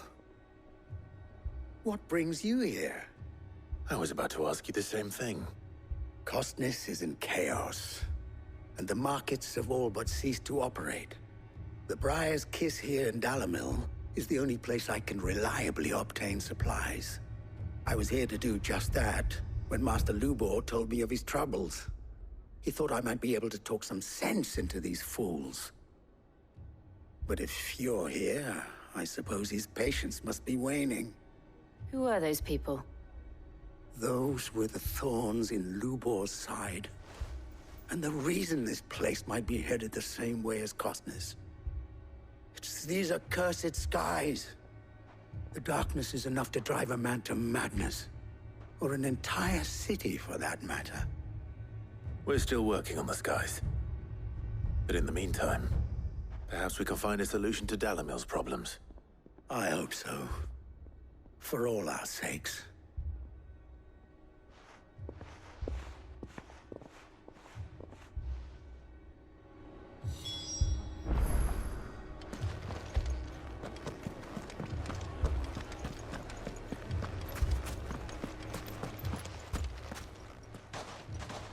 So, you see my predicament? What I saw was a room full of people who were angry and afraid. And with good reason by the sound of it. But if left to smolder, that anger and fear could set the entire town alight. My thoughts exactly. What to do? Both sides wish to protect their homes and livelihoods, if only they could agree on how. But as long as they are divided, we are vulnerable. And if there's one thing bandits like, it's an easy target. What would Sid the Outlaw suggest? Well, if it were my namesake, he'd let them choose for themselves, and be on hand to pick up the pieces when it all went wrong. That sounds like a recipe for disaster. A recipe for disaster is precisely what it is.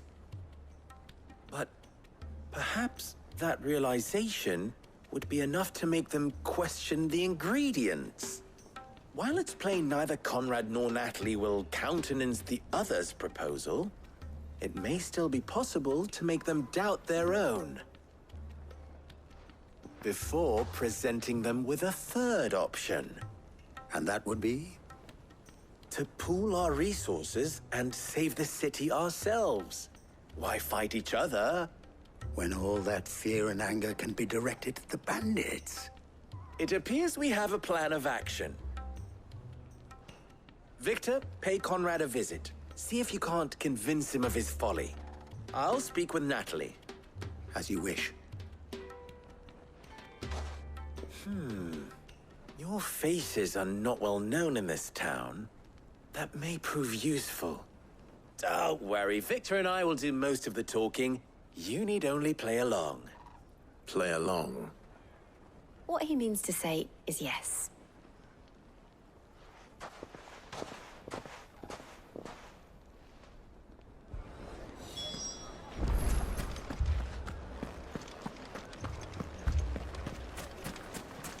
Picture it, Conrad.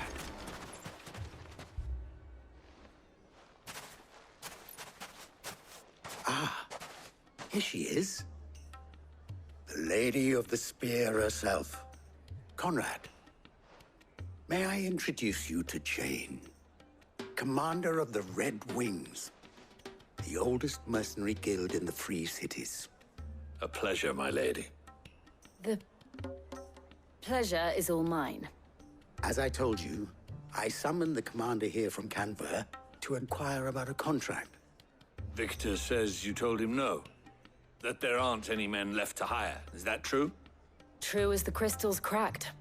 Nobles came and claimed every last one worth his salt.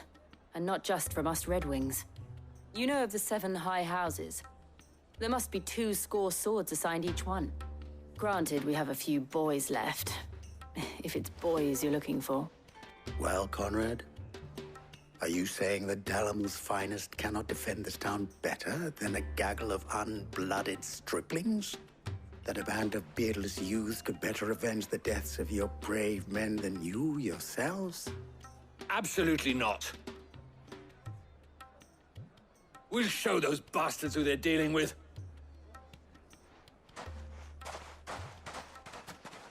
I can't believe that actually worked. Conrad's not what you call the brightest candle in the crypt. And there's a reason why I had you do the talking and not Sid. Well played, my lady.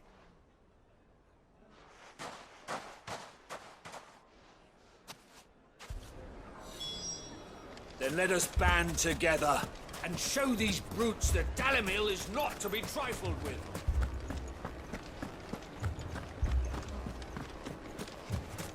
My shop. If I had my pickaxe, I would... I mean, it may still be possible to buy something. And... here he is now. Natalie, allow me to introduce Lord Underhill of Randalar's prestigious League of Merchants. Lord Underhill. At your service. Underhill? I was just telling the good lady of our conversation, my lord, and how you were lamenting the state of the capital's stores.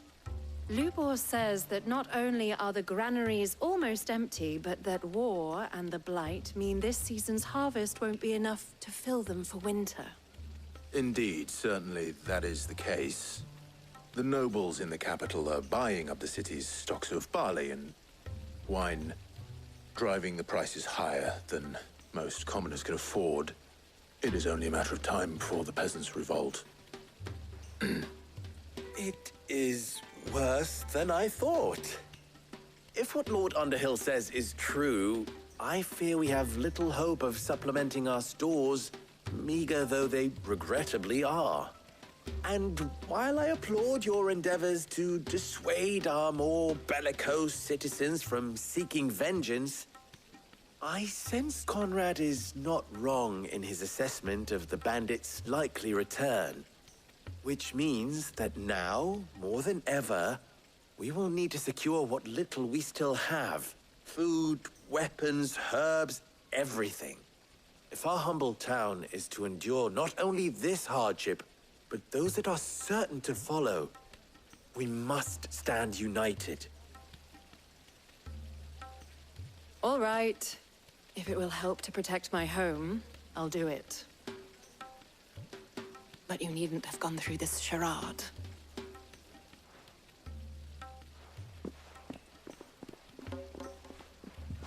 Thank you, Clive. Your performance was nothing if not workmanlike. She saw right through it.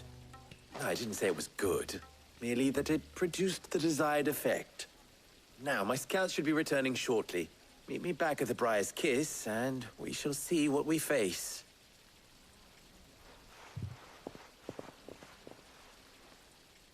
I'm not convinced our roles in this ruse were entirely necessary. I don't know. Conrad seemed quite taken with you.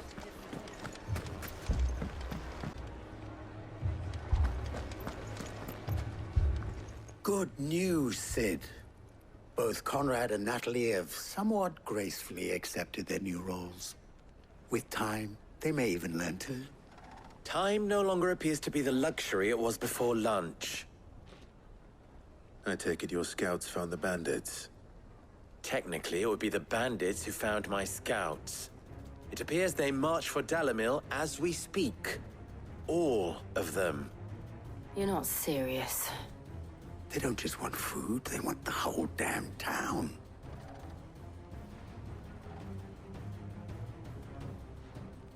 I have a favor to ask. I'm told the bandits march in two groups, one from the south and one from the desert, in a move doubtless intended to stretch our already gossamer-thin defenses. Very well. Jill and I will meet those from the desert. But what of the rest? The rest, my friend, the city shall fight. Together. The stakes, I concede, are high. But if this does not unite Dalimil, nothing will. That is a lot of faith to put into those who had their hands around each other's throats but a moment ago. Then it will be for us to see that their hands are kept occupied. And I do mean us. I thought you might say that.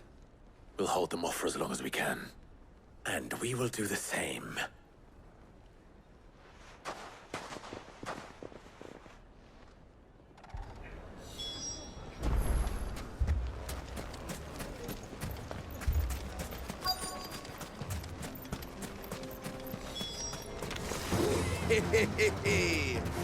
The women folk have come to welcome us. I'll take that one.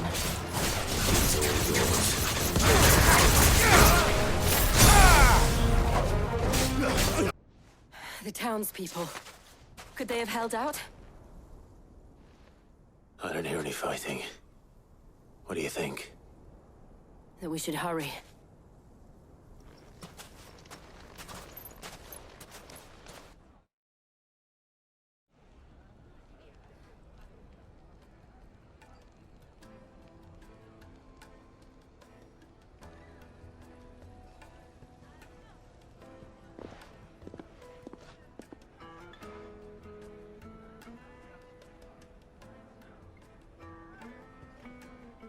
Natalie, I owe you an apology. You did well out there. The inn would have been lost had you not held the line. Without you, there would have been no line to hold. You saved us, Conrad. You saved Dalimil. We all saved Dalimil.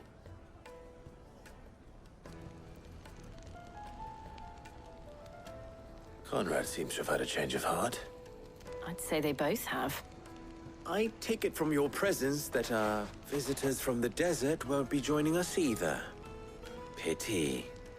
The plan worked, Sid. Granted, it only took an army of bloodthirsty bandits at our gate. Calm now, Victor. Why quibble over the details? We are united, and that is all that matters. As for you, Sid, you fight considerably better than you act. I'll take that as a compliment.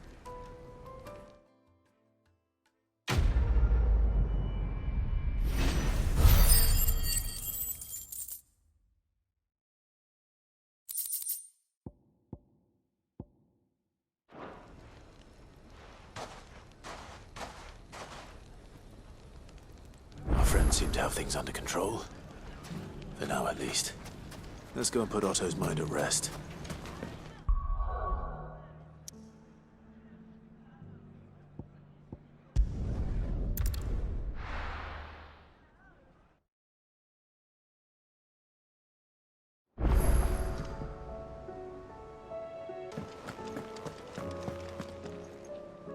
Was wondering when you turn up. Had owls from all our friends thanking you for your timely intervention. How is it you always manage to arrive at just the right moment? Luck, I suppose. Any word on the rest of the realm? Let's see. Storm's still crying out for mother crystals. The nations are still in chaos. And the skies are still the color of a kick in the kidneys 2 days on. So... Right. Clive, we knew this was going to happen. Well, not the bleeding skies part, but you take my point. Now's not the time to second-guess yourself. Now's the time to visit the infirmary. Taya says your brother's awake. Thank you, Otto.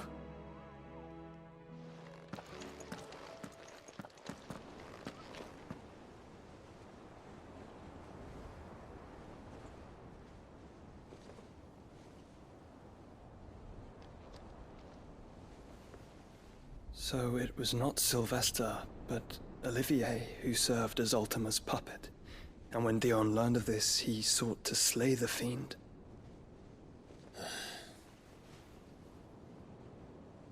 Only for his father to take the spear that would have freed him. Enough to drive a man to madness. Small wonder he hasn't stirred. I would be afraid to wake. Had I but reached out to him sooner, warned him of the threat Ultima posed. But now, both an empire and her prince lie broken. Joshua. What do you know of Ultima?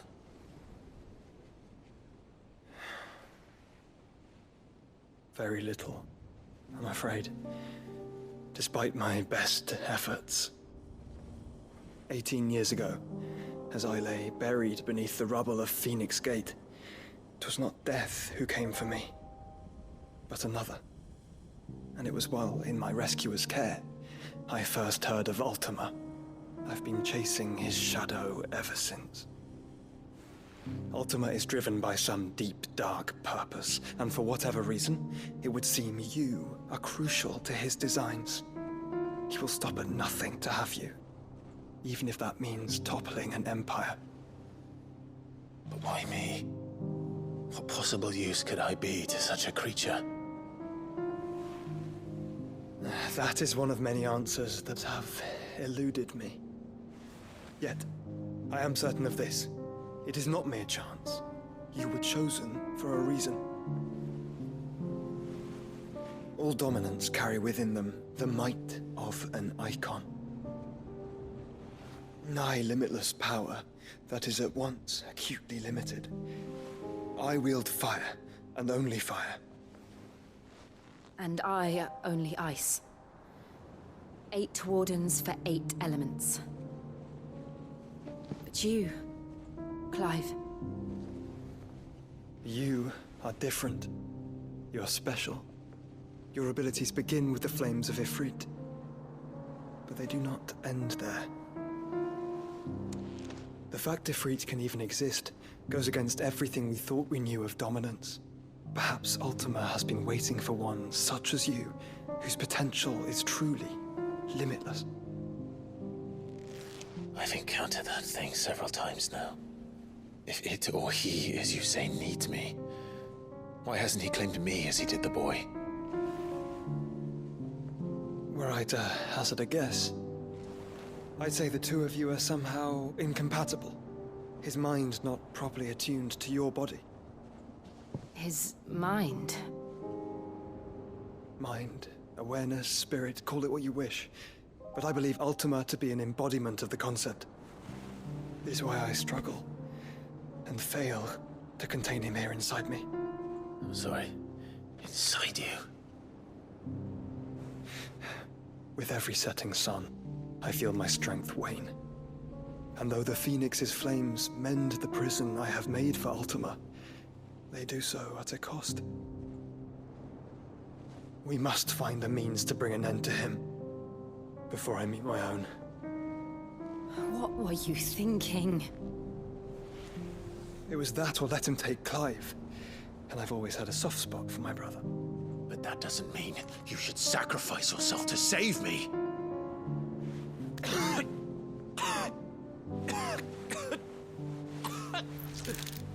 Joshua! Clive! It's Gav! There's an army of Akashic at the gates of Canver.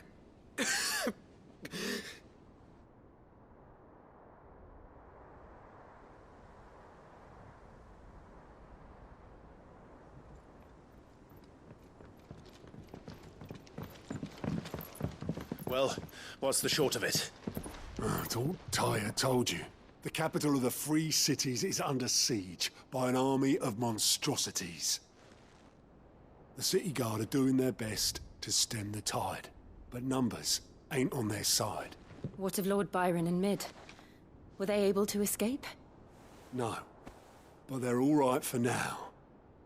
They're hiding with Gav at midship. We have to get them out of there. And we shall. Otto, prepare a Stolas. Tell Gav to stay exactly where he is. Understood. Vivian, what's the swiftest route to the Free Cities? That sounds like a question for the map. Look here. This road, through Tabor, should provide the least trouble. Good. What a coincidence. Tabor is exactly where I'm bound. Joshua, bed is where you should be bound. You don't think I told him the exact same thing? Were Tyre not such a talented healer, I would surely have been inclined to agree. But Thanks to her ministrations, I feel I may safely rejoin my attendant, who was to wait for me in Tabor if we became separated. All right, we travel together. Clive. If he stays close to me, he'll be fine. Thank you, brother. I'll look after him.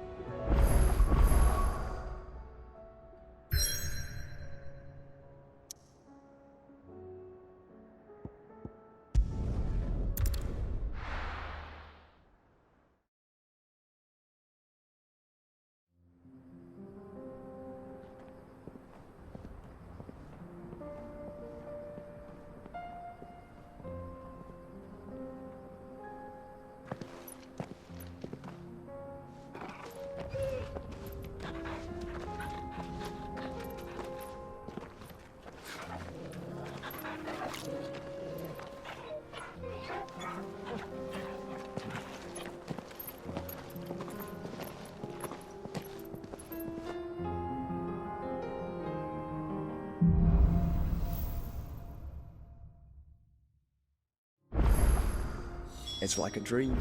The four of us out walking like we used to. Enjoying this, are you? Gav and the others could be in danger as we speak. You're right. I'm sorry. Yote is a fine scout. If Canva was attacked, she will already have begun gathering information. Tabor isn't far. We should pick up the pace.